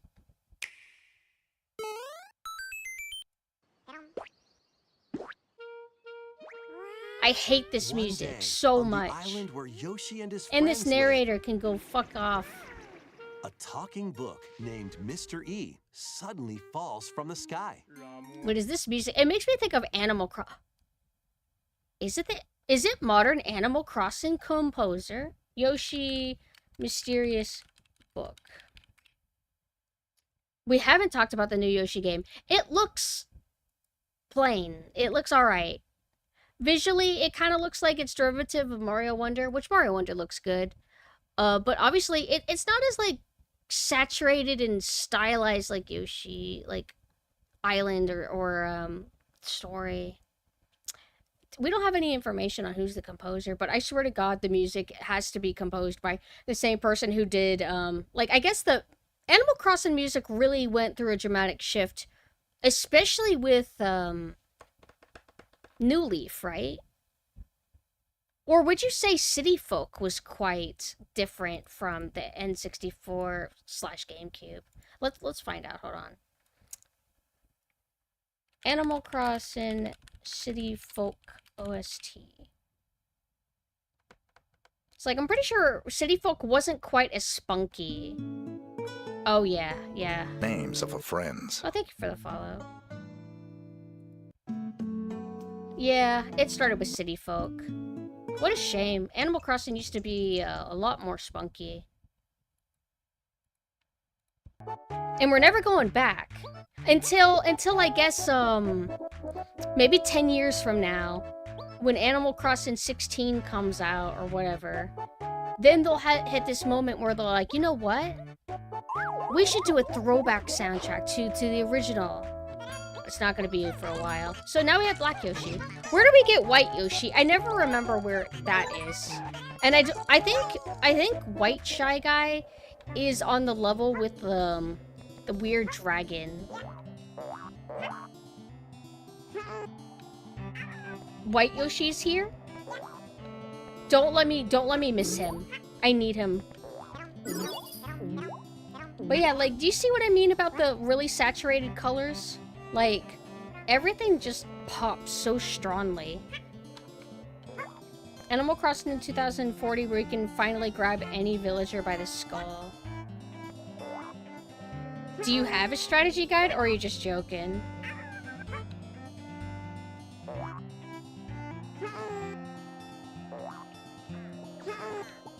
Whenever I was a kid, I would only ever play this game casually, not bother, like, getting all the different stages, I think. Because I wouldn't typically have the game for very long before I'd had to return it. You do have the strategy guide? Is it Brady Games? Because I think Brady Games did a lot of strategy guides back in the day.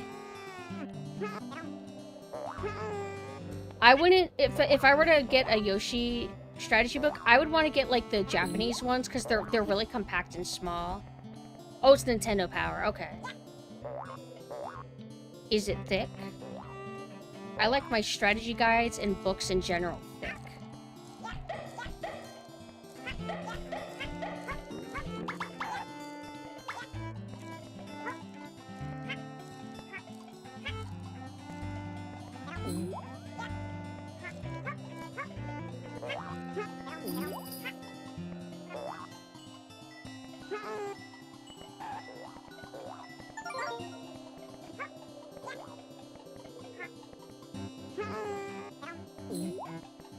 And I don't want to go too crazy eating a bunch of fruit because, I mean, you don't have to put that much thought into like this game, but if you're in a situation to where you just need to eat because you're like low health, but you're almost like full of fruit, then boom, you can't get the special Yoshi anymore. You gotta like, you know what I mean?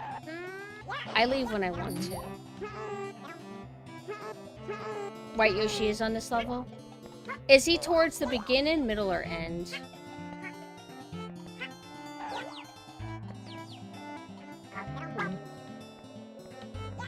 I think these guys become chicken if you throw a thing at them. No.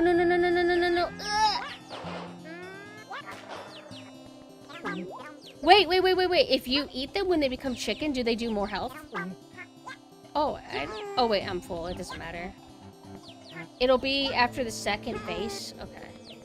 Did we pass the first one yet? I did play Woolly World. I liked Woolly World. Woolly World also had like a really cute hub. I don't remember like, yeah, it had like a hub where you walked over a map, but I don't recall if Crafted World did that. Yoshi that unlocks only, wait, what? Yoshi's story unlocks only you eat. What color would that be?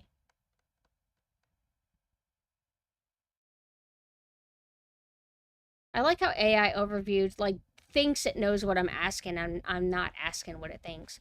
Yoshi story, Yoshi colors.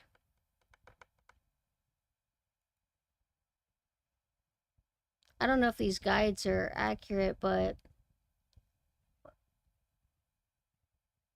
I'm not seeing any color that I haven't seen.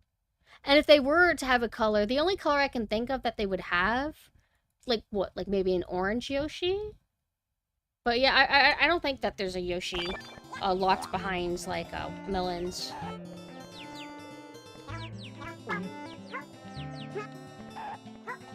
Actually, I think I'm going too stingy not collecting some fruit by now.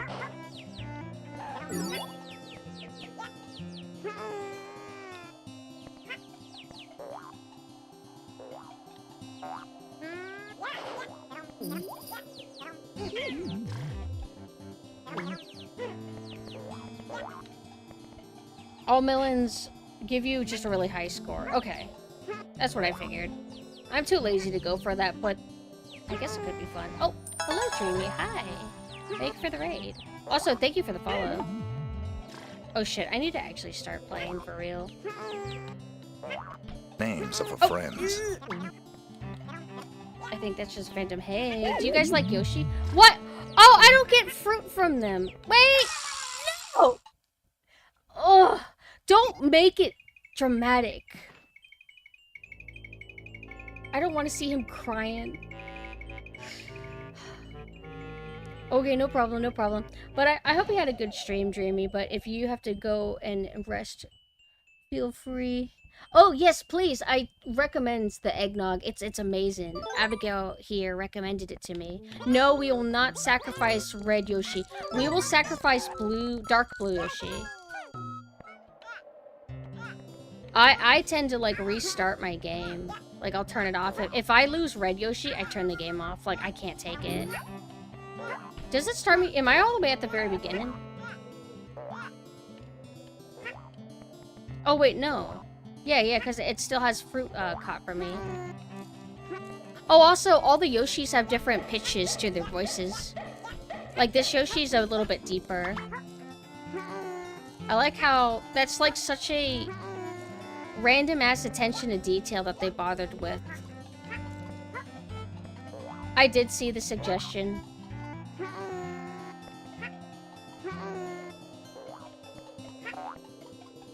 I wouldn't mind checking it out.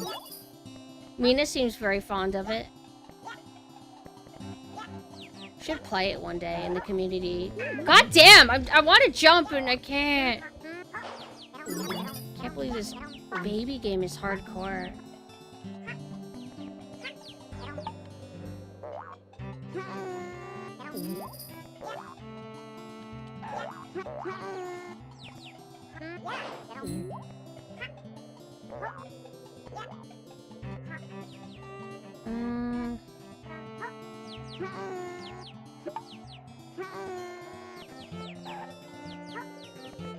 We could do that sometime.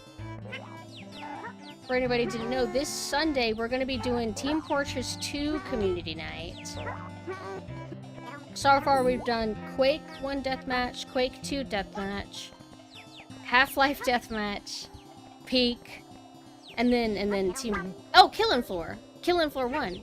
And then, I don't think we ever scheduled officially Killing Floor 2, but like, whenever we play Killing Floor 1, we eventually end up switching to 2. Alright, so this is the first base, right? Oh yeah, you're right, Bad Company. We played Bad Company as well. Bad Company 2, anyway. I go really long periods without playing TF2, but the last time I played it wasn't that long ago, and we just did the Man vs. Machine.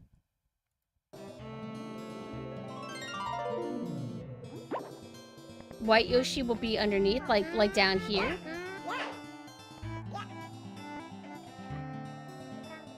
What about Lethal Company? No, Bad Company 2.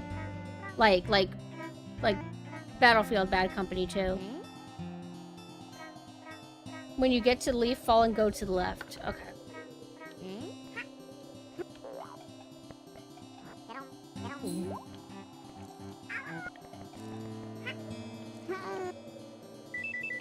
Wait, can you go to the left? Oh, fall and go to the left, right?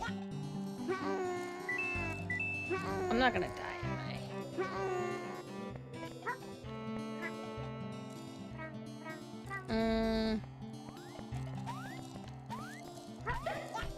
Don't go on the leaf. Keep going left. Okay. There's multiple places where you can get white Yoshi, right?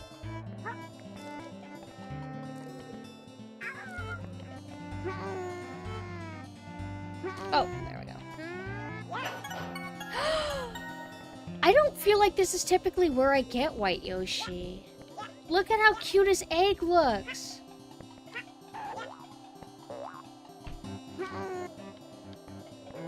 But I'm pretty sure that there's multiple different stages where you can get them. Oh, okay, okay.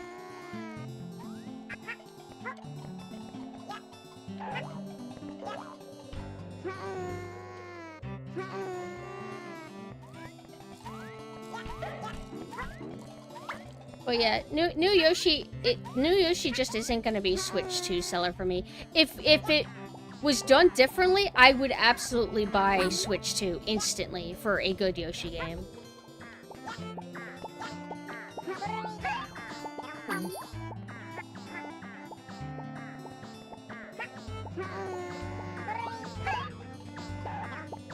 Ow! Abigail, do you prefer Yoshi Story or do you prefer Yoshi Island? Are these, like, pits? I can't always tell in this game.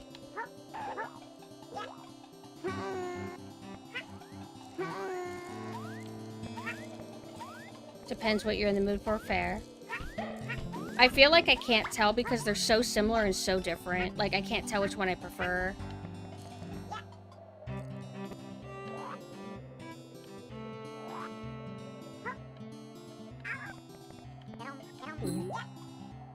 Just make a new Yoshi's Island without any extremely bad gimmicks. What do the Yoshi Island sequels do? Because I've never like really played them or seen any gameplay of them myself, but I don't hear people being particularly fond of them. Like, are they that rough? When I play Yoshi Island, it's to play the whole game in one sit-in. This game is more of a casual vibe. Okay. Yoshi's Island DS adds more babies. Peach, DK, Warrior, and Bowser. Is that bad for any reason?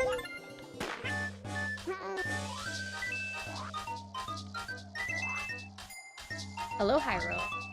Also, Abigail, I made Merlin watch Husband, as you know. He hasn't been sold on it yet. He's pretty miserable so far. I'm gonna keep working really hard.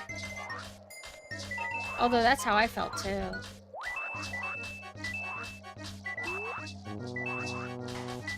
Ah! No! No! I looked away! I looked at chat! You killed my blue Yoshi! Oh my god, I lost. No, no, no, no, no, no, no, no, no, no, no, no, no, no, no, no. I'm not. No.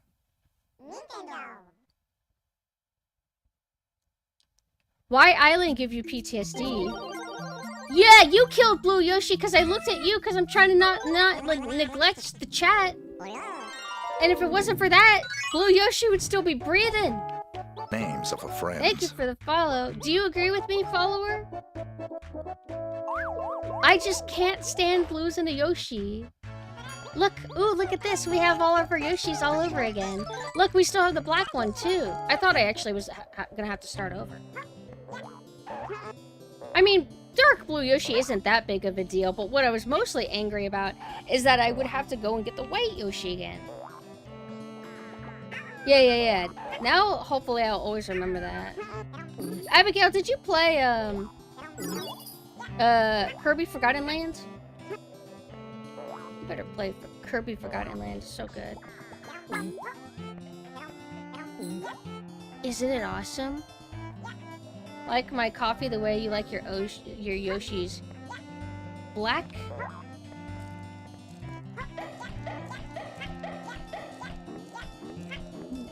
New content?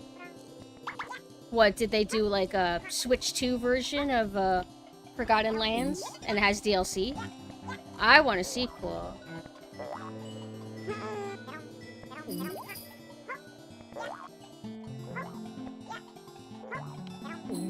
When are you gonna get a Switch 2 anyway?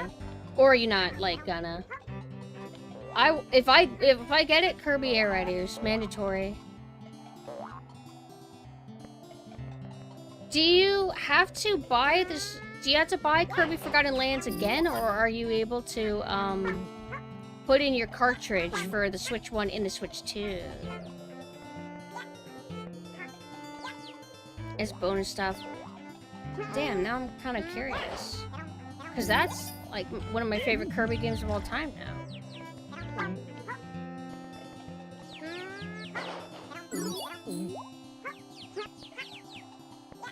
Not in a position. Fair enough. It's not like it really has much of a library anyway. But I don't like that they keep pressuring me.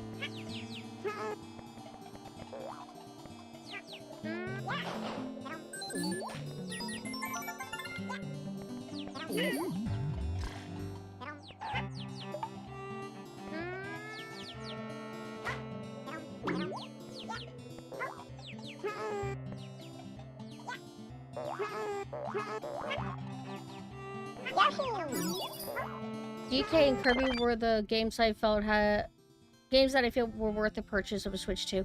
I just wish that Donkey Kong Bazinga was like selling on me, but I just, when I look at it, I'm just kind of turned off.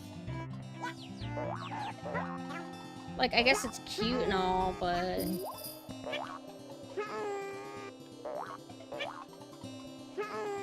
for people who seem to like open worlds, they seem to open world-ish. They seem to like it a lot. I bet it's actually good for like what it is. I'm just curious, like, when they're gonna announce a new Mario. When's the next like big game conference thing? Like event.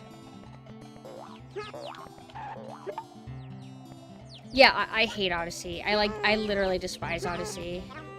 Well, except the parts that I do like.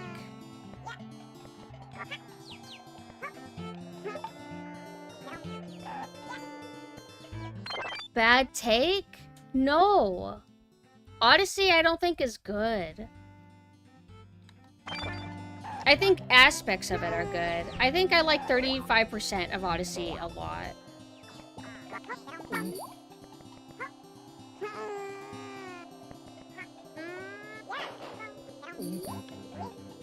Like, if I pick something that I'm fond of from Odyssey, 3 levels, I guess. I love the open-ish beach level.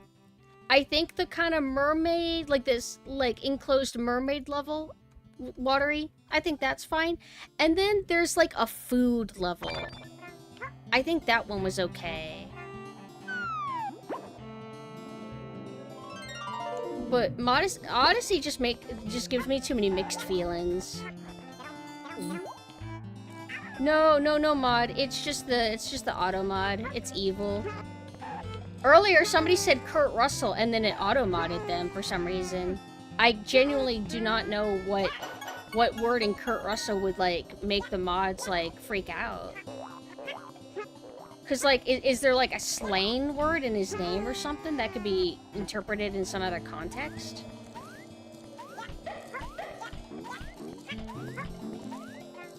Try spelling it different, like, R-U-S-S... L-E? Or maybe it won't do it again because, like, we approved it. Like, we approved the word and now it's, like, greenlit or something. The desert level would be cool if it was just more compact.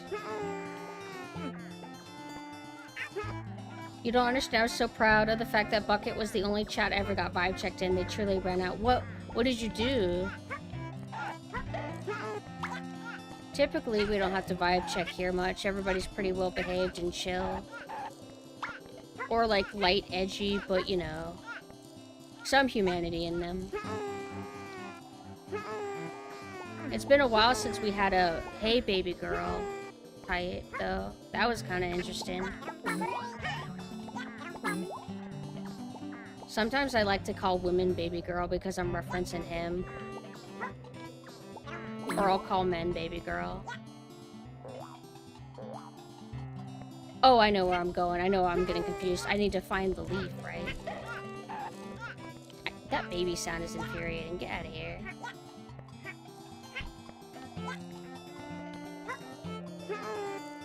Alright, this time I gotta lock in. I can't look at y'all. Y'all get me killed.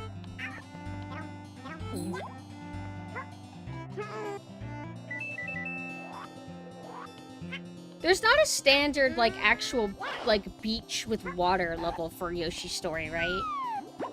Like, I think there's an area... No, there's underwater level. I guess that's something, but underwater levels are not the same as, a beach level. Because I want to be on the sand.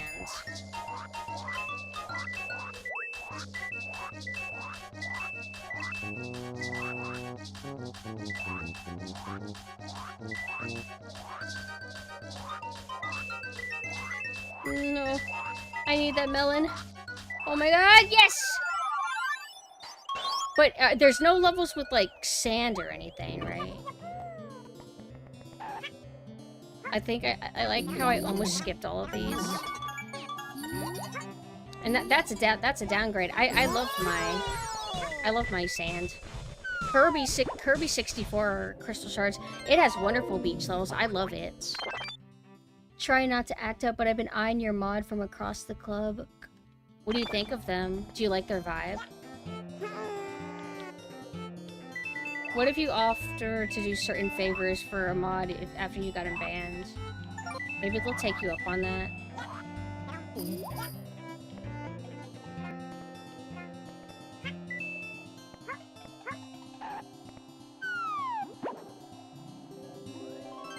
Rome is such a good point and click, but damn it, has issues. Rome? Wait, what is R-O? R-O-A-M.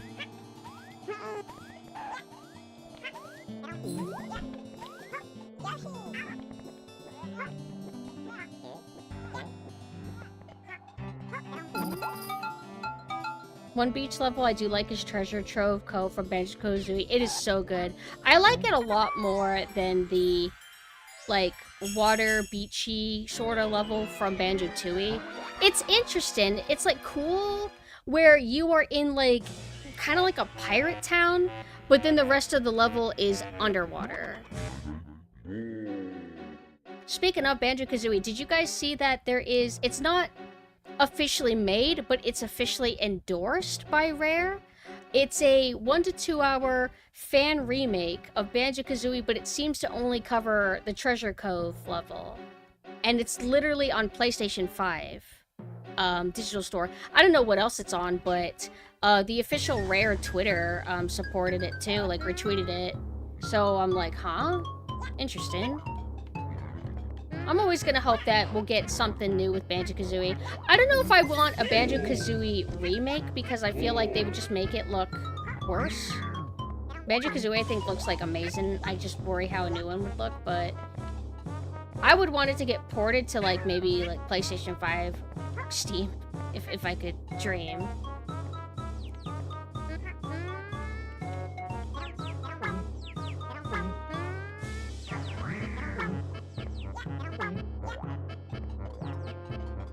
Yeah, I think Banjo-Kazooie looks adorable in Smash Bros.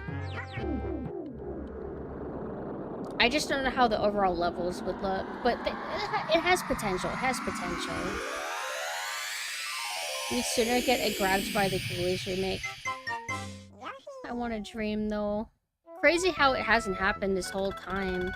I'm sort of glad that we didn't get a Banjo 3E back then, because I don't like the art style that they went with for Banjo-Kazooie. I think that if Banjo 3 had came out, like I guess they were gonna do before it became Nuts and Bolts, it would have just been, like, ugly. I don't like that style.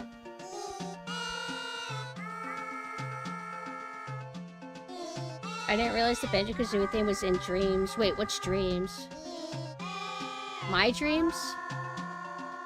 I remember hearing they had an idea for a remake that was going to have the characters be self-aware that they were in a remake, but it got canceled.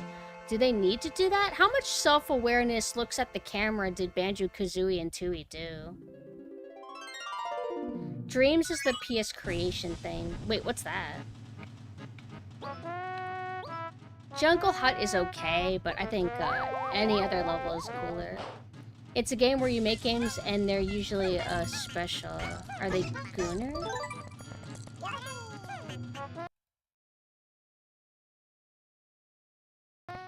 Like, look at how cool this, like, level aesthetic is. Everything looks like inflatable? Like, I don't know what you call this material, but it looks like blow-up material.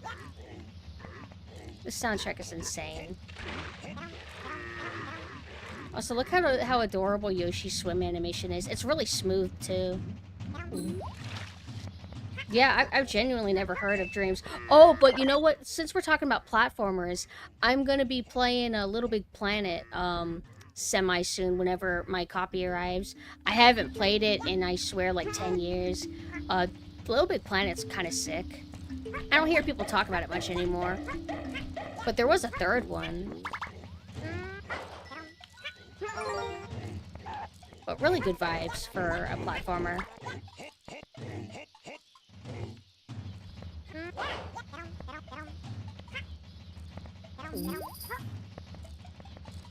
Little Big Planet 2, I remember being really cool as well.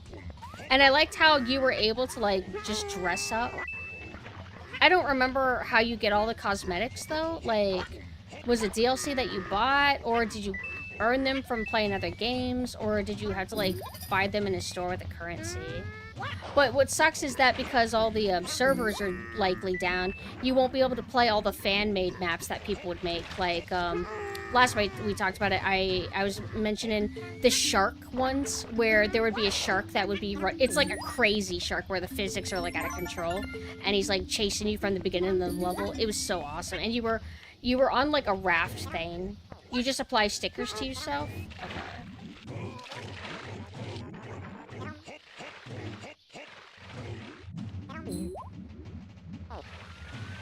FPS game made in Little Big Planet. There's an FPS? The only thing I remember about Little Big Planet 2 is that there's these cute little robots that follow you. And there's, I think they have like, they have hearts or something, like they're in love with you. You guys remember what I'm talking about?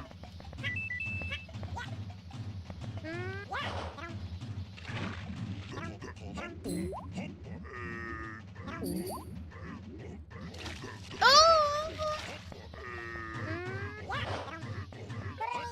Can you eat the eel? Ah! Oh, you can. I'm trying to remember, like, who I cosplayed whenever... I wouldn't be surprised if I, like, did some Barbossa Pirates of the Caribbean kind of deal. That sounds like something I would do. The servers aren't just down. Due to how it's set up, it has permanent weakness hackers could use to take it down, so it's basically permadead. Since there's no online available, they can't sell it either, so you can't buy it on any online stores now either. So it's dead.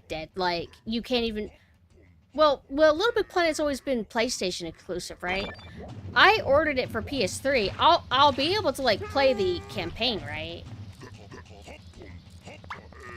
To me, that's just so weird. Like, does Sony still own Little Big Planet? Do they just hate do they hate their games that people actually like? Do they only care about their story slop?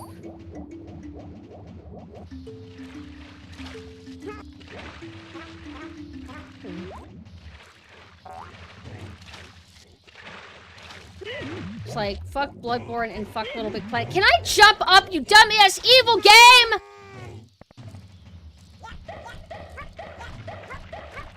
They made a Little Big platformer from the new system, what, PlayStation 5?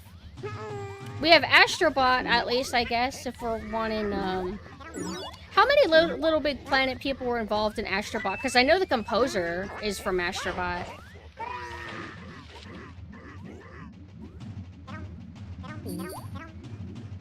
They released a Little Big Planet on PS5 that's just a platformer with no online. Is it a sequel, or is it like a port of Little Big Planet 1? I didn't know it was on PS5. I don't care about these coins. Although if I get them all, I probably would have gotten like a melon. That's a sequel. Is it Little Big Planet 3 or something else?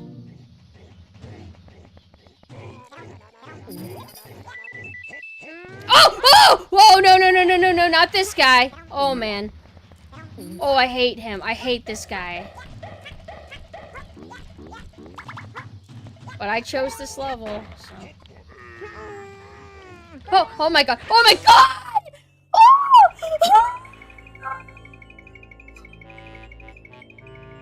Oh my god, I can't. I lost the green Yoshi.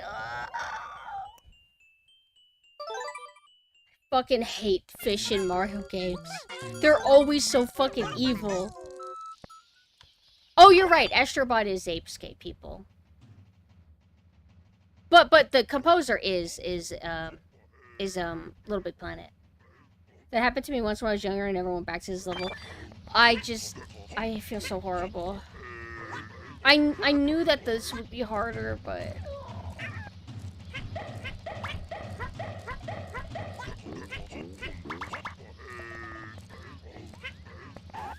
Never felt the desire to play it. I wonder, like, did it just take so long? Like, did they let Little Big Planet stay dormant for so long that people didn't...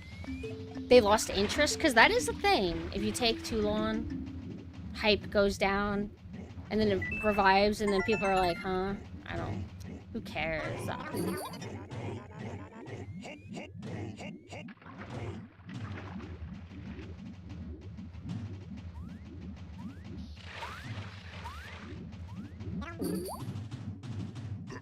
Castlevania Netflix got me crying. Why? Because it's bad? Or is it because it's making you emotional because you think it's good? Oh my god, get away from me! Ah!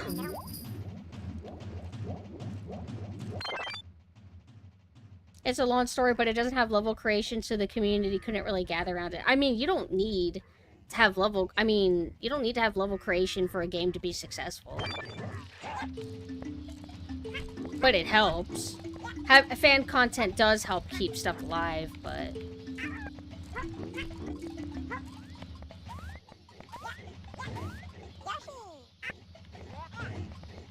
Oh, you like the Castlevania Netflix? Oh, I don't really like it. But I'm glad you like it. Alright, good night, Abigail. Have a great night. Good night. It's probably just franchise fatigue if you ain't making 4 games a year and you're making one every 10 years. It was also pretty different from base Little Big Planet's normal gameplay. I never had online when I loved Little Big Planet as a kid, but the level creation was the majority of the community, so it didn't resonate with most. I see. I only dabbled in it a little bit, but mostly I usually play stuff for, like, you know, the campaign. But the fan content was cool. Too bad it's all gone. I know that stop killing games is still a thing, right? I think that's some of the stuff that they're interested in. But I think they're mostly interested in like, maintaining, servers, like official servers. Where games are literally unplayable anymore because the servers are dead. I haven't really kept up with, what's going on, though. I just know that it's, like, a thing still. Oh, God. Okay. Oh, my God. Oh, my God. Oh, my God.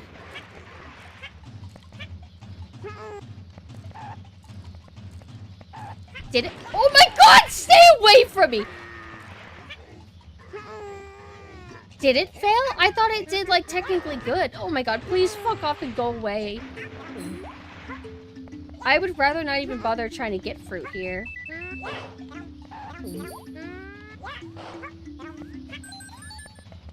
What's the blue one? I think the blue one just squirts water at me. Yeah, but that's where the secret, like, little difficulty that Yoshi, comes up with. Oh! Yoshi! Stop it, please! Stop!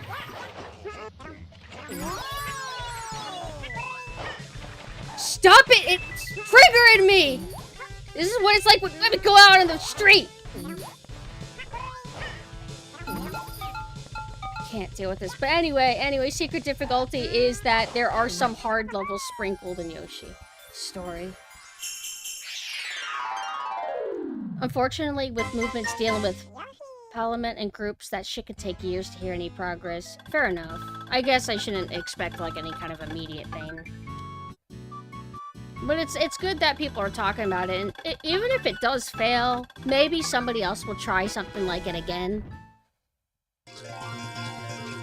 It got rejected in UK court because they said kid safety? About... Oh, what? Because it's like Wild West servers that aren't officially, like, run by a company anymore. And I guess that can hurt kids or something? But at that point, they shouldn't take the company should just be like, well, if anything happens, it's not our fault, right? I guess they just don't want to deal with it, but...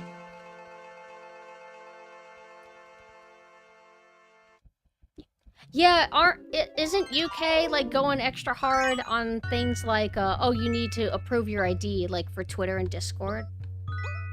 Names of a friend. Thank you for the follow. I'm dealing with that where I can't even, like, get approved for, YouTube money because they want my fucking ID. And then they also made me do, like, an age verification, too. It was weird. I hope we get to a point to where that stuff eases up. Lots of jellyfish all underwater. Lots of fish. This will be easier. This is kind of like our equivalent of, quote, beach. Well, my green Yoshi's still dead.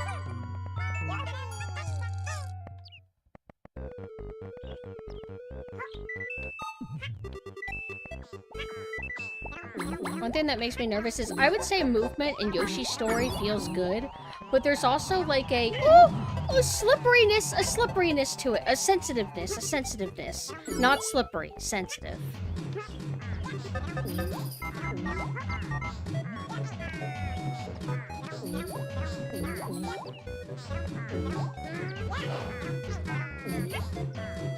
Can they be... Okay. I wasn't sure if I could affect their color, because I don't think you can eat those.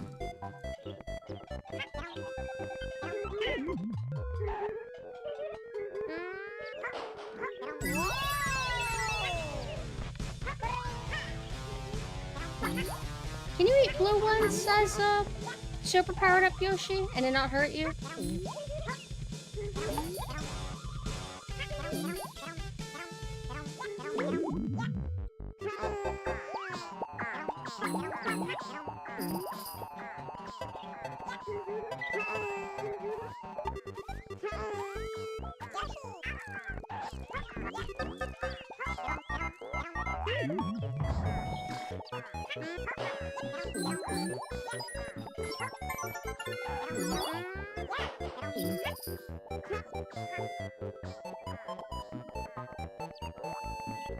Is there actually anywhere to go up here with this? Usually there is. Usually. Here we go.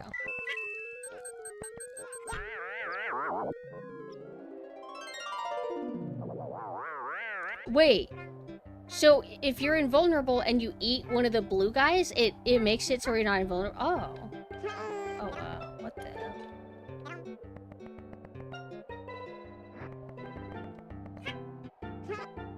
Huh?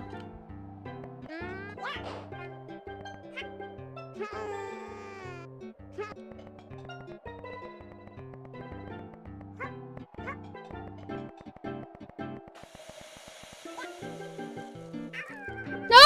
Oh! Oh!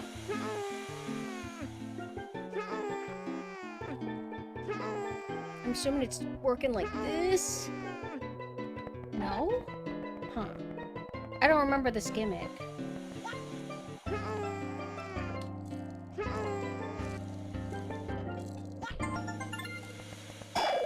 Huh? Ugh. I should have read the damn help block.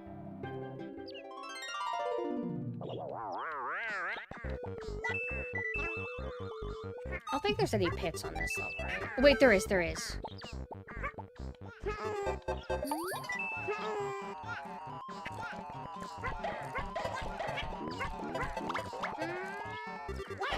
The very helpful, unintrusive help block, too.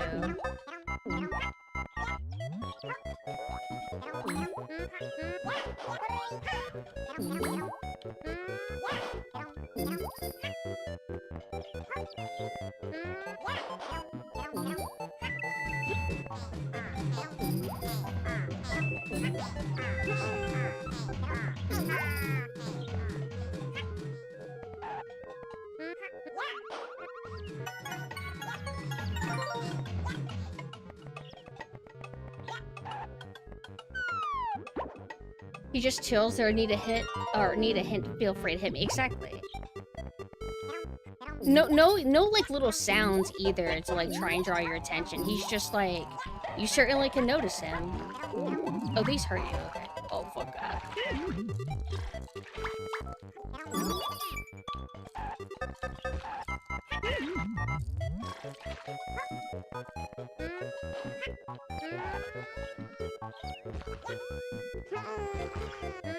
Damn, it's actually harder to not get hit by these things than I thought.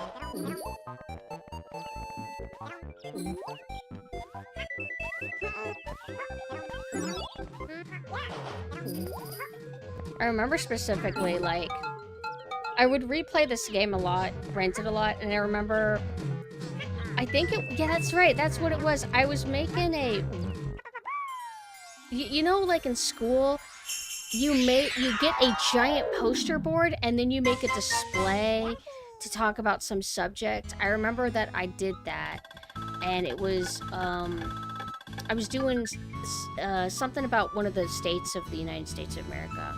And I remember around that time, when I was working on it, I had either an official Yoshi Story, like, cassette CD, or I burned a CD. And I listened to Yoshi Story soundtrack on my, like, stereo with my big speakers on full blast while making it. For some reason, I have that as a very specific memory.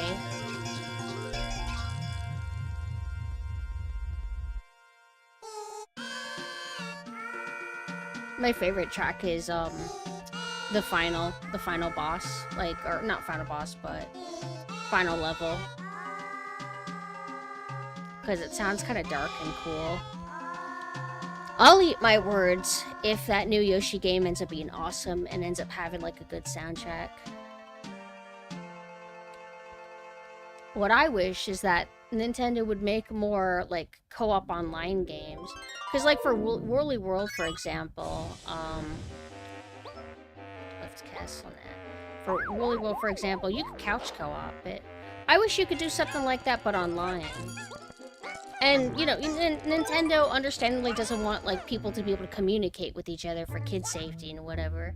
But if you're playing, like, Yoshi or something, you won't be able to hear, like, the other person. So you'd think they would do it, but I guess they just don't want to bother with servers.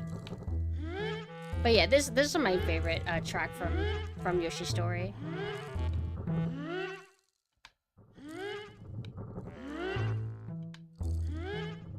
It's like, it's not like that scary, but like, it's a little bit intimidating.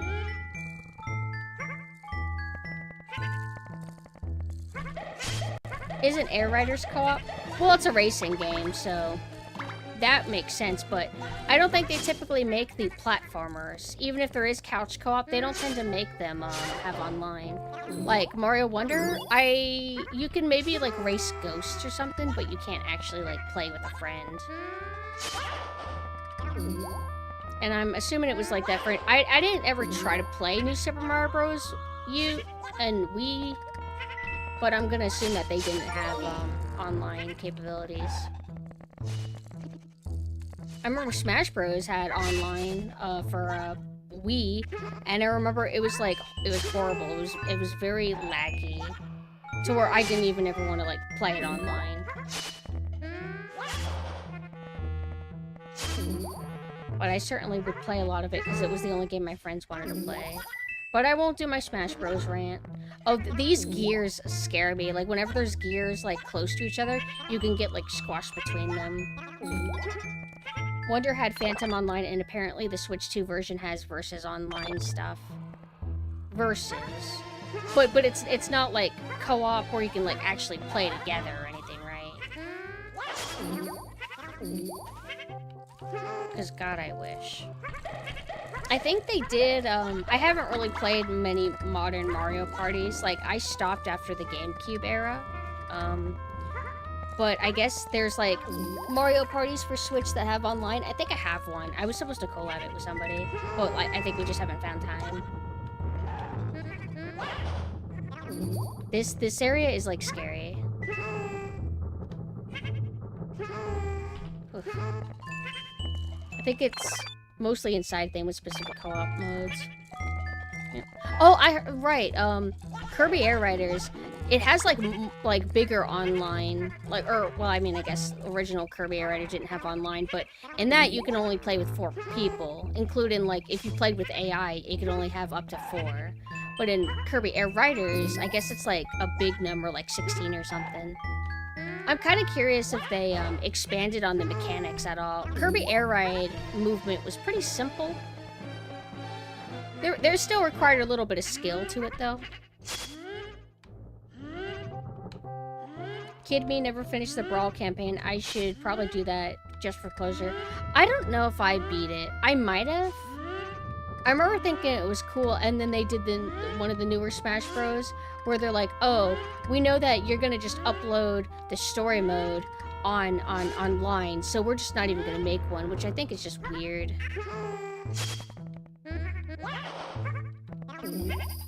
I guess like kind of like it just feels like an old man fighting against the inevitable type decision. Sonic Rumble. Is Sonic Rumble where it's like Sonic but Mario Party? I want to get the Sonic racing game. I don't want to pay $60 for it, but it doesn't take long for Sonic games to go down in price.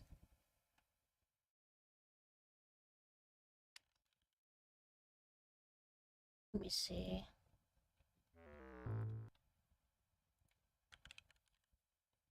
Crossworlds, it's on sale for like 30% off. I can wait. Sonic Rumble is free. Okay. That's the one where it's like Fall Guys, right? Wait. Now I'm mixing them all up. The thing about Phantom Thing in Super Mario Bros. Wonder is you and other players can play the same level together and you won't interfere with each other. You can interact with each other via emotes as well as letting the other players have your reserve item. Oh! So, wait. So you actually... So it's not true Ghost. Because, like, my experience with Ghost is like in, like, Mario Kart where you're, like, playing by yourself. And then you race through the course. And if that's your top score, it becomes a ghost. And then you do it again, and then you race, and then you see your old movement. So I thought it would be something like that. So, okay, that's cool then. Like, so you can't interfere with each other's games, so you lose that kind of, like, working together kind of aspect. But I guess it makes it to where you can't grief each other, I suppose. I guess that's something. That's kind of cool then.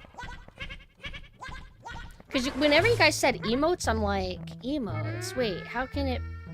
Like, emotes that people left in the past? I know, like, what is it? Which Marios is it to where they had... It was on Wii U, and you could draw and leave notes for players. And shit like that.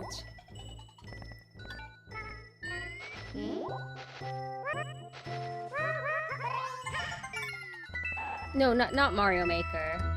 Oh, wait. Wait, is that just a Mario Maker thing? I thought it was like you go through a Mario game. It might be Kirby or something even, like a Forgotten Lands. You're going through the hub, right? Where you're, you know, wanting to pick your level, and then there's like these like notes from like other players, and you could turn it off if you want. Mario Maker, I only played a tiny bit of it. But I didn't even remember Mario Maker had that. I didn't play 3D World, though. But if 3D World did it, then that would make sense. It was around that era.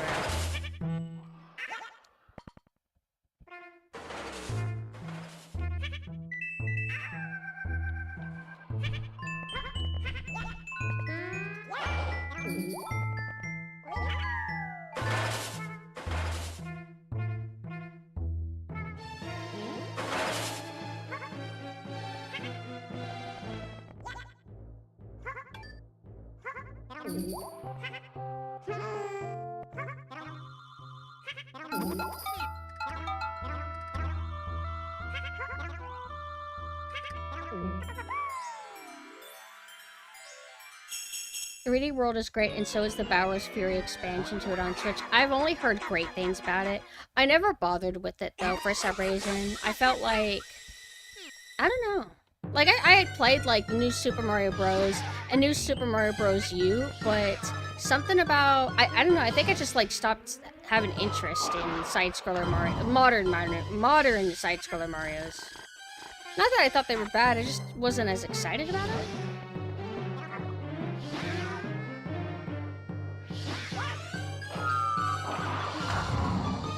Oh, oops.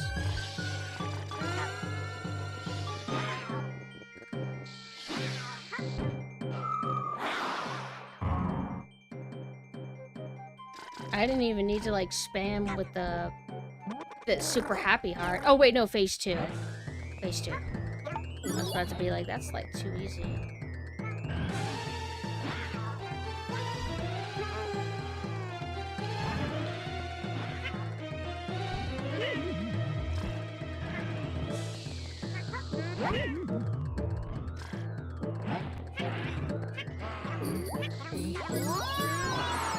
Oh, he just did that to himself.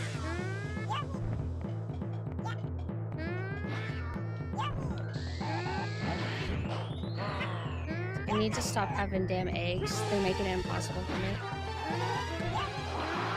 Oh, wait, no, they work on him.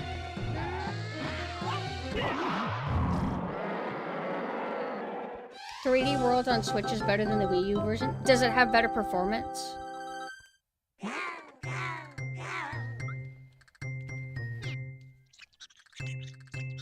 But I remember I maybe have both Super Mario Maker 1 and 2. I just never made time for them, but I've seen like some of the stuff that people have made like in the community, and it's like really cool stuff. I also like how they have the option where you can switch between different like Mario era art style. Like you could go for like the old school pixel stuff, or you could go for like new Super Mario Bros. Style. Thank you. Better performance. That's kind of cool. So 3D World on I asked earlier, but I might not have noticed what people said. But let me think. Oh, so if I have a Switch 1 cartridge, do I put it in the Switch 2 and boom, that's the Switch 2 version, or do you have to buy it digitally on Switch 2? Yeah, this game is just very. You play a Yoshi story and you're just very, very nostalgic for it. Good vibes, good energy, but I do dislike that. You know what? I remember now. The last time I played this a lot, where I wanted to unlock all the stages, it does suck that you can't skip these cutscenes, right? And you beat the game and you have to wait for the credits, and it's like you didn't really do that many levels before you have to like wait through all of this shit, right? So if I could skip these cutscenes and then get back to the game and then play a few more levels, it would feel a little bit better.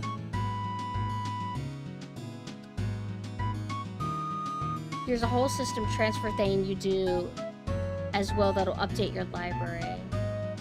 Hold on. You have to buy the Switch 2 expansions. How much do they cost? I guess only buying like a little expansion is better than having to rebuy the entire game. Hopefully it's not too much.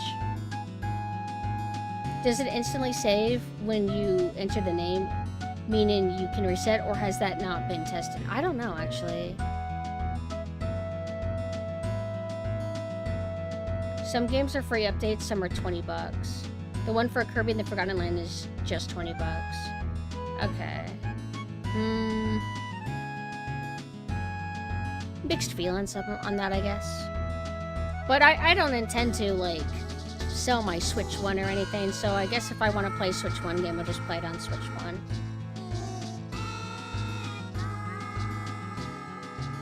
But let's assume that if I turn off the game, that it doesn't save my stuff and then I have to do the final level again. This is a bit of a drag.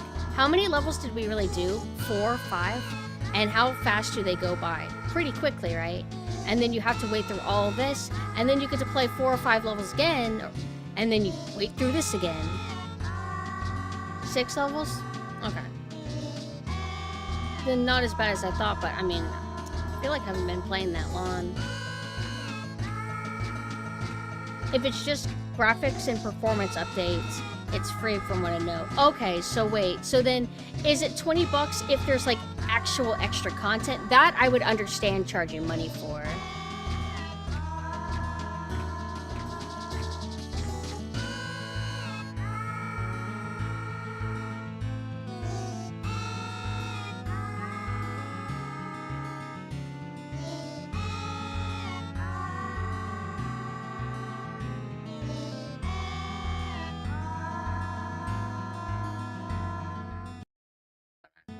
I accidentally hit a button. Oh, it's adorable, like the art style and everything.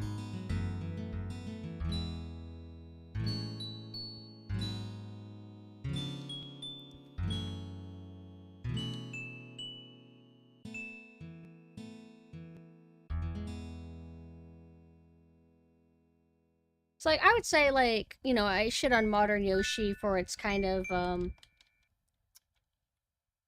kiddish soundtrack. But classic Yoshi has elements of that too, like Yoshi Island in this, but I just like their style more. Oh, actually, that escape makes it full screen? Hold on. How do I get this keyboard to go away? Let me, yeah, you can't skip through this. Hold on. I broke. Hello? Did I fuck up my computer? Oh no. VTube Studio won't pull up. Alright, I guess I'll just crash it.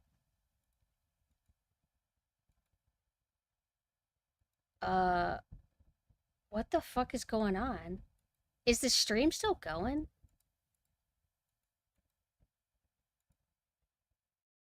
It seems to be. Alright, hold on.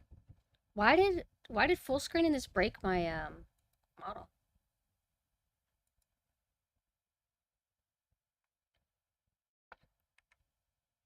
This is kind of unreasonable. I'm closing the game. Oh, good. It actually left me in the same position that I was at. Closed out of the game. I'm gonna boot it back up because I just cannot wait through anymore. We'll do an actual test though next time we get to the final level or whatever, and see if we can just like end it as soon as we put our name in. Hopefully you're right and that works. I don't know if I've ever done every single level in Yoshi. Okay. Like if I've ever even unlocked them all. Is it 5 stages per world or is it 4? Surprise, rail lift, tower climb. Tower climb is the one that has the umbrella, I think. 4 stages? Okay. An emulator, no matter how simple, is prone to fucking things beyond comprehension. Based. So, it's for war games, but since I am a dinosaur, I can play dinosaur-themed games. Also want to play boomer shooter games and shmup games. So, we have a little bit of a library of things we can get to. I'm a little bit nervous to get to, like, all the military-themed games, because there's a lot of them, and it can get a bit overwhelming knowing where to start. I mean, we can resume conscript, but sometimes whenever it's, like, late night, maybe because I've been playing all the water-based games, I guess I'm used to playing more relaxing games at night, so I need to train myself to play more high-octane action games at this time. But Yoshi's a dinosaur, so technically we can still play dinosaur.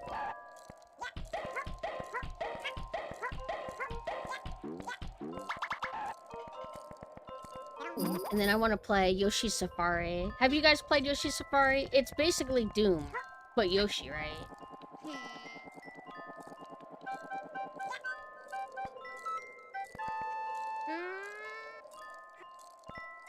No, that's what I'm saying, is that I'm not really used to playing higher octane games at night, which is why I'm delaying playing certain games. And I'm defaulted to Yoshi's Story because I can relax, and also because it still fits in theme with my character.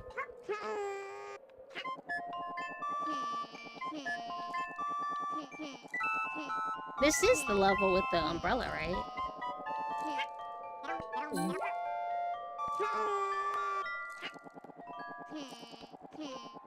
Okay.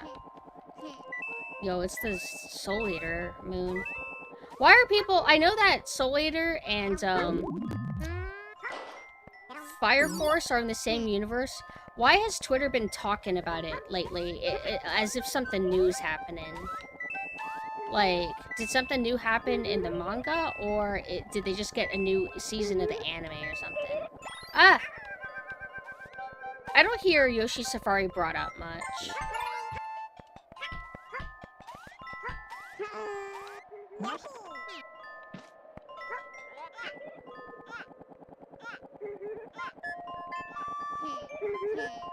Wait, the manga's finished? No, I know it's made by the same creator. It's in the same universe. I'm just saying that we've known that for a while, but for some reason I saw people talking about the series, both of them together, like, recently. Like, on Twitter. So I'm, like, wondering if something new happened. Like, maybe Maka shows up in the newest chapter of Fire Force. But I do not like Fire Force. I wanted to like it, but I didn't like its cast. I only read the manga, though. Whoa, ah! Do I still have the umbrella? Look how cute that is.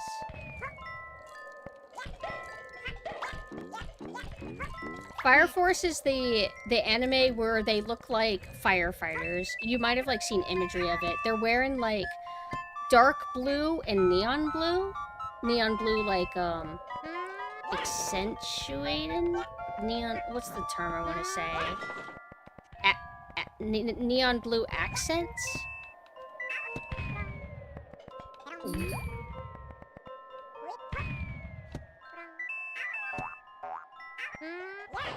But Soul Eater is one of my favorite series. I remember I heard people mentioning it again for another reason.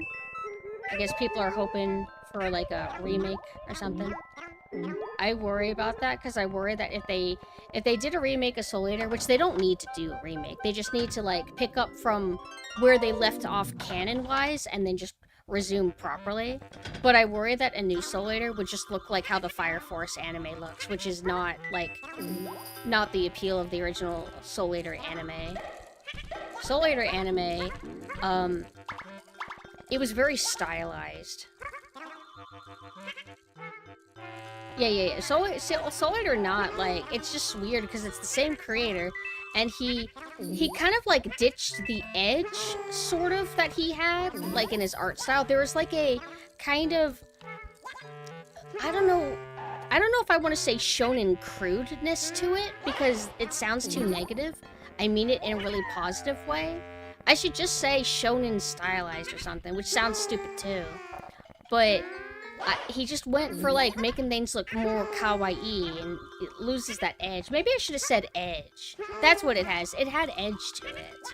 And then they just pretty up to where it looks like more like most other anime. No, not sharp edges, like edge, like edgy, kind of. Like, Soul Eater has, like, sort of like a goth vibe, kinda, but not really, but kinda. Like, I mean, it certainly has goth designs and, like, moments, but if we're talking, like, your general panel of, like, the characters, I wouldn't say they're gothic looking, but they do have, like, something like that. Edge, grit.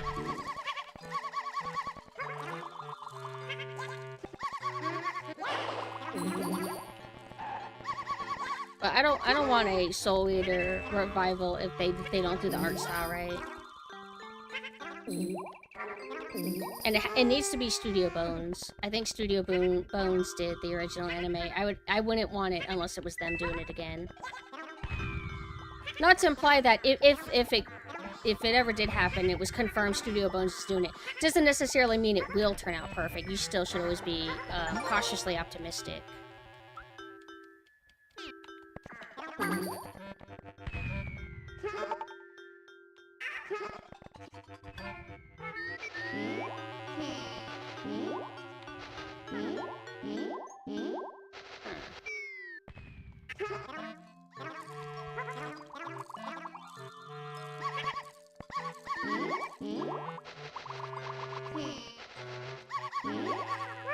Wait.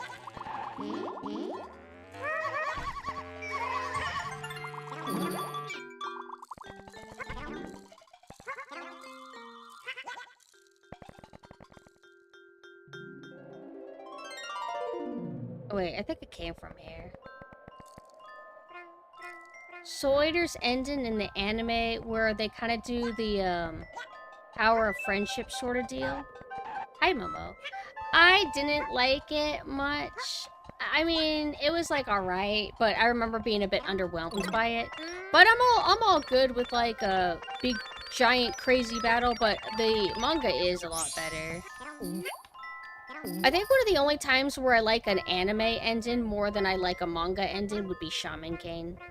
Is this a glitch? I think you're supposed to be able to see the roots. It's not supposed to do that. But yeah, Shaman King, like the first Shaman King anime, I liked its ending more because it was just a big brawl. Whereas the manga had like 2 endings. It was weird. But it's very passive and it just ends awkwardly. How's Yoshi's Story? Is it a good one? Yeah, Yoshi's Story is like a classic. Very fun, cozy game. But if you're not in the know and you play it, you might be confused why you beat it in 2 hours, why it feels so short, and then you get the end credits. But you basically, each level has hidden hearts, and if you find those hidden hearts, they will give you access to more level options in the next world that you go to. So it kind of motivates you to like keep replaying and playing. but very good aesthetics. It's pretty much the last amazing Yoshi game, I suppose. I shouldn't not give Woolly World its credit, but I would say like Yoshi's stories, just, I don't know. Generally like the story of the first FMA more than Brotherhood, but apparently Brotherhood follows the original manga, so maybe I'm cringe. Yoshi's Woolly World I do like. I like it more than I like Crafted World. But I don't like Woolly World as much as I like Yoshi Story Island, if we're talking style. The original Full Metal Alchemist,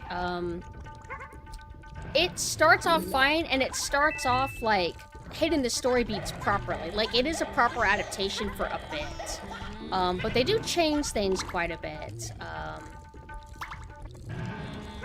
And mixed bag overall. Sometimes, like, especially like towards the end, it does kind of feel like anime filler tier writing quality.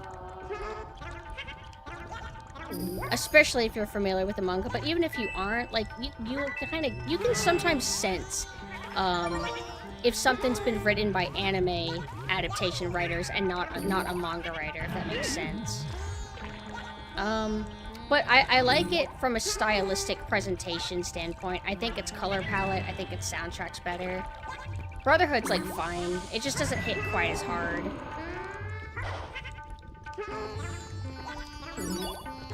And understandably, people will, like, be like, what the heck? You have to like Brotherhood more. It's more faithful, it's written better, etc. But I think it's totally valid to prefer the original anime more. Some people were saying, like, from a pacing narrative standpoint, that they think that Tucker and Nina and the dog, like, that part was handled better in the first anime, like, had better pacing and stuff like that. It's been a while since I consumed either of them, so I can't really judge, but I can believe it.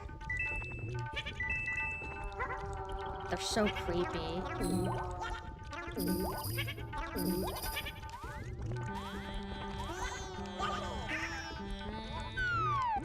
You can sense it how? Like, when the writing gets better? No, you sense it when the writing gets worse. So, like, one big example is I watched Black Butler. Like, I was really stubborn about it because I thought it was going to be just Fujo cringe trash. Which is funny because I am Fujo. But I often assume that Fujo material is going to suck. So I don't bother with a lot of it. But I decided, you know what? I'm just going to watch it. And I ended up kind of liking it. I thought it was fine. And then I remember there was a point where I felt something drop. I felt like, oh, this feels kind of stupid. Like, I don't know what it is, but this just feels mediocre. But this started off good. I don't get it. And then I finished it, and then I went and read the manga from the beginning, and I was right. I was like, oh, yeah, look, these chapters they adapted properly. Oops, I'm dead. These chapters they adapted properly, and this is exactly the point where it got bad. Because they didn't, like, manga artists are usually worse writers. I mean, we're talking about, like, filler. Like, we're talking about comparing manga writers to anime filler writers. If you want to compare, like, an anime original, like, an anime original that doesn't have a manga version to your average manga, I guess maybe, but... Dark Blue Yoshi, you are my next victim.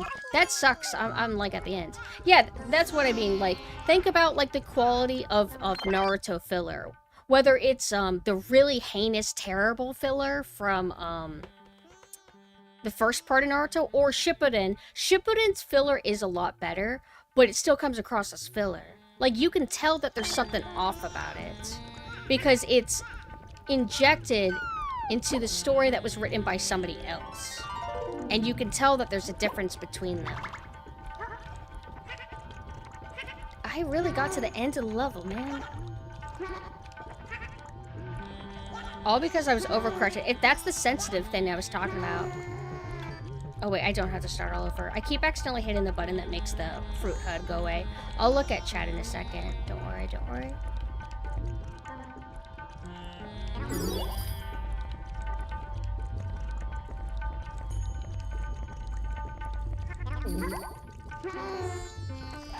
But Soul Eater is another example of like filler being like, it's not like terrible or heinous, but it feels like a bit of a dip. Never watched Naruto? Watching the first part, I would actually kind of recommend, or reading it. We're dealing with some glitches. Yeah, read Naruto. Don't actually watch it. Unless you read it first, then want to watch it, then that's fine. It's like, I shouldn't be too hard on it. The anime adaptation's like fine if you skip the filler. It just has some rough moments. Think the Cardcaptor Sakura anime is better than manga? What about it do you like more?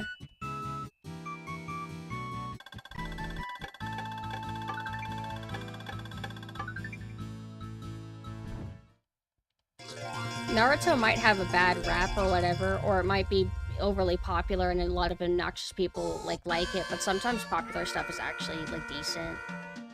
But of all the series out there in the world, I'm not going to say that of all of them that you should pick Naruto, but I don't think Naruto was like necessarily a series to scoff at least the first part. I don't care about Shippuden. If somebody tells me that they read Naruto and they're never going to read Shippuden, I'd be like, yeah, that's fine. But Naruto, I wouldn't consider it one of my favorites. I just actually like kind of like it. Cardcaptor's anime has an insane level of production for a TV show. It's insane, especially for a studio like Madhouse, who is mainly doing movies and OVAs. Are you saying that you prefer Cardcaptor Sakura because you like, I already did this one, right? Because you like the production value? But you're not talking about, like, one having better writing than the other or anything like that, right? I think I heard that the Cardcaptor Sakura anime is not, like, fully faithful. Naruto is good and has one of the best tournament arcs in Fight with Rock Lee and Gaara. Saying it's bad is funny. I think a lot of it is that it was, like, overhyped. It was, like, the My Hero Academia of its time, I guess.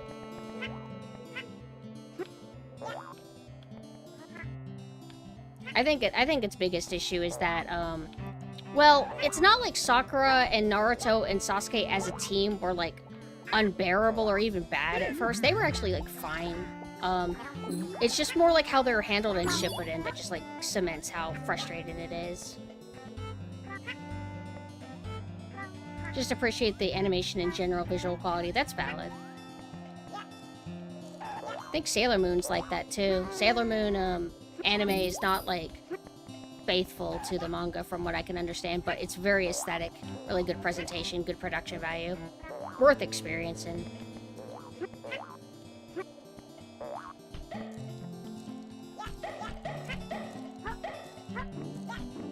Naruto Part 1 was really good. Kishimoto dropped the ball with the secondary characters in Shippuden. He just, like, stopped, like, focusing on the overall cast and mainly started hyper-fixating on, like, Sasuke, Sakura, and, like, Naruto.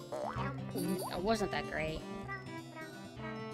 The anime does the filler episodes so bad that it's hard to ever recommend the series to anyone. Almost 50 episodes after where the manga originally ended. It is so bad. Like, Part 1 of Naruto ended forever ago, and then they just kept it going with the filler.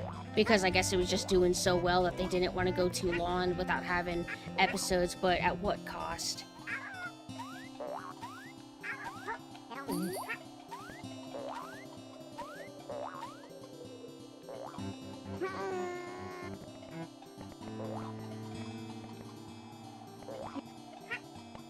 Apparently Kishimoto wanted to give them more moments and adventures as a team in Part 1 with the Zabuza arc, but his editors asked him to rush the story.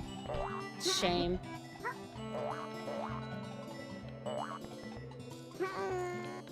Isn't that a thing that the Dragon Ball Z or Dragon Ball creator had to deal with too, is Shonen Jump interfering and like being like, we think you should do this because this is what the fans will like.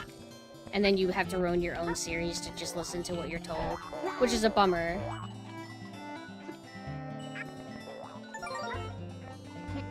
Sakura was done dirty because she had the best potential and genjutsu control.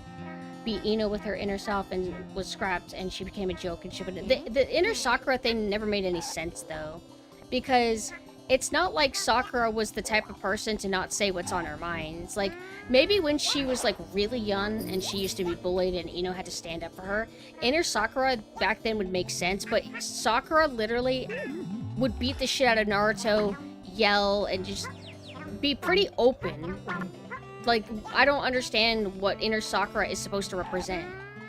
Stuff that she would already say anyway. Things that she would already do anyway. Like, the only time she did something that maybe she wouldn't say out loud is she had a perverted thought about Sasuke once. But the inner Sakura was always stupid, in my opinion.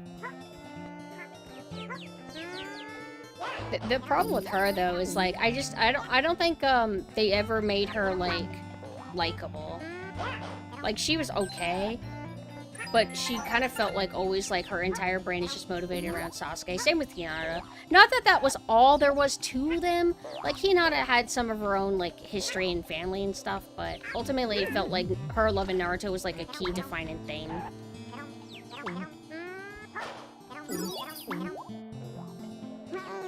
Dragon Ball inspired Naruto and One Piece, and they most likely wouldn't exist without its influence. Yeah, but I thought we were talking about, like, Shonen Jump as a publisher, about how, like, just, you know, a lot of these series they get butchered because the mangaka gets pushed around. Same thing with the Yu Yu Hakusho.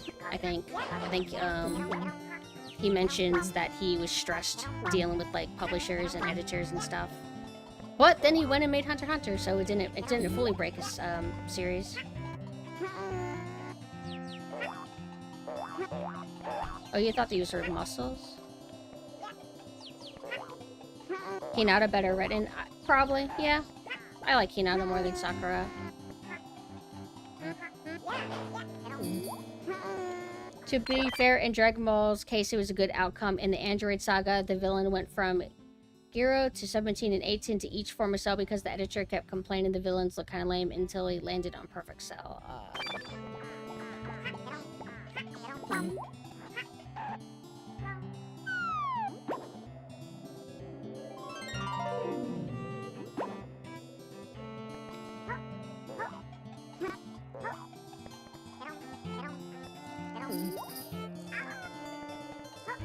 What happens if we try to get the white Yoshi again? If we already have it. Will we get the white Shy Guy? Oh, it just doesn't spawn. Okay. Huh. I kind of wish that we got a free white Shy Guy. Then we could get the green Yoshi back.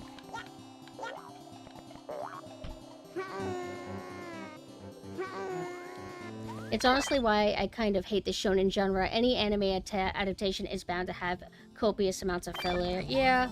My Hero Academia weirdly seemed to escape that. I know that they had like a original movie, and then I think they had a filler or two, but from what I understand, it didn't have any filler arcs or numerous episodes dedicated to filler, right?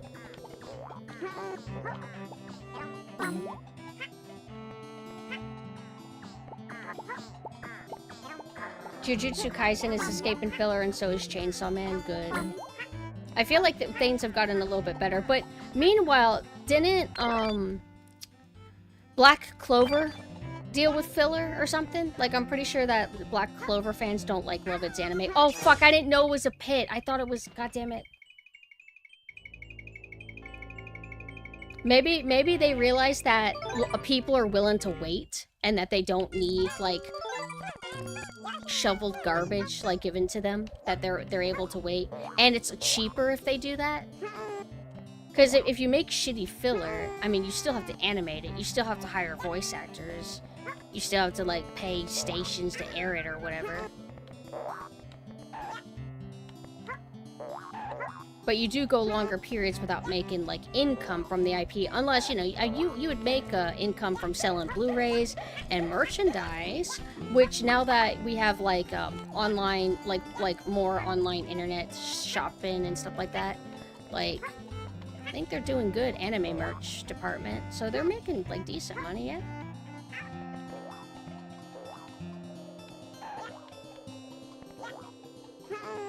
The quote that goes, "A finished game is eventually good, but a rush game is forever bad."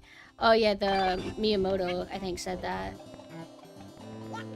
But corpos, they never learn and they never care.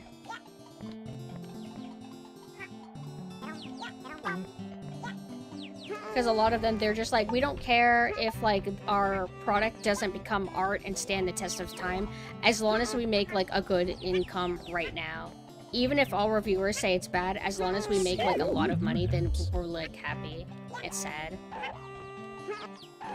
Maybe this is a sign that I need to like take a break or to call it, because like I can't lose 3 Yoshis in Yoshi story.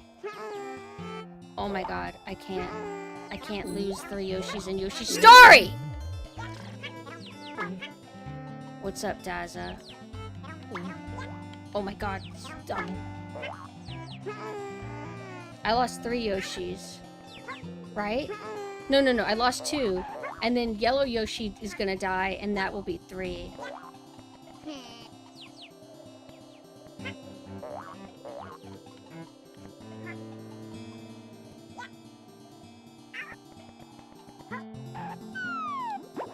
Hello, Joseph. But there's so many cases and proof that, like, if you rush games, they can turn out bad, but corpos keep making the same mistake over and over, because they don't care.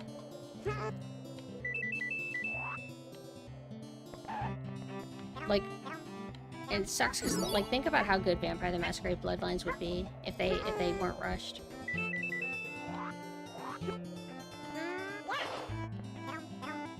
I feel like planned DLC is truly the bane of great DLC, like it should occur if the game did well enough that people want more.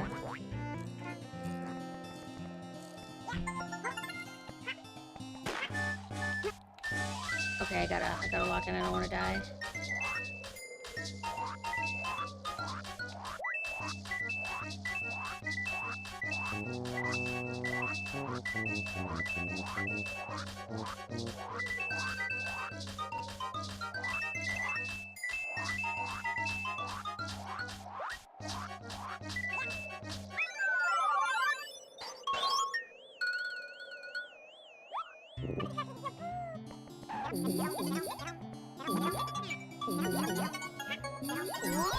This should be good through here. Doesn't this like cancel out?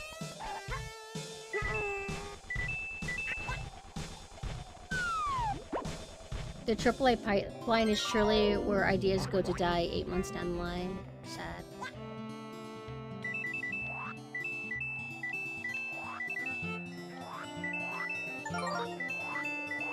You know, it's not even good to get like a remake of an anime now, because it might end up looking uglier if it's made nowadays. Like, watch them, they announce a Soul Eater remake or something, and then it's like CGI or something. That's not always the case, though. Sometimes modern anime can turn out okay.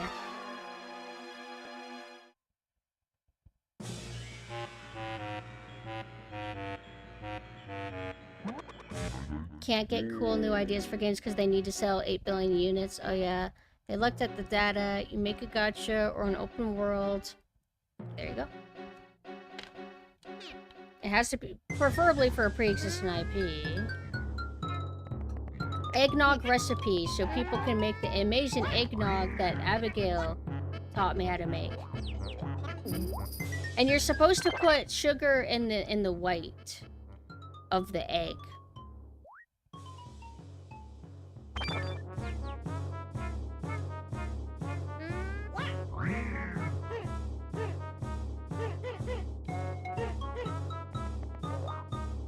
Is that him? There it is.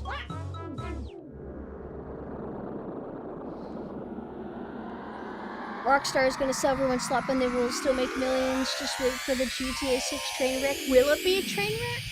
How did GTA 5... What was the journey of GTA 5? Was it like bad at first and then it became good over time? Or is it agreed that it's never been good? Or is it good? I have no stake in GTA. I just want Bully 2. Bully 2 or Bully Remake. Although I don't know if I really mean that. GTA Online is a preview of what's to come. What does that mean, though?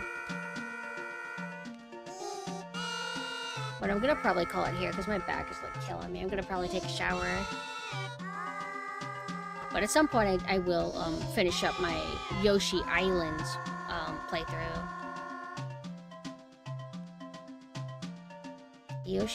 The page turned and the Yoshi's grew happier. Thanks to GTA Online, we got no story DLC. Oh, that fucking sucks. I don't like that.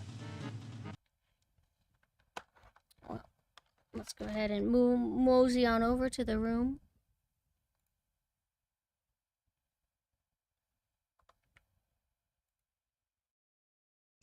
Alright, yep. Another successful session of, I suppose, Yoshi Story. Me accidentally losing 2 Yoshis was part of your imagination. That never happened. Thank you guys for coming. Sorry that I didn't go a little bit longer this time. Wait, how long have I been streaming? I have no idea. Let me check. Okay, 3 hours. That's actually not bad. I'm gonna be back tomorrow. I will be resuming Bayonetta 2.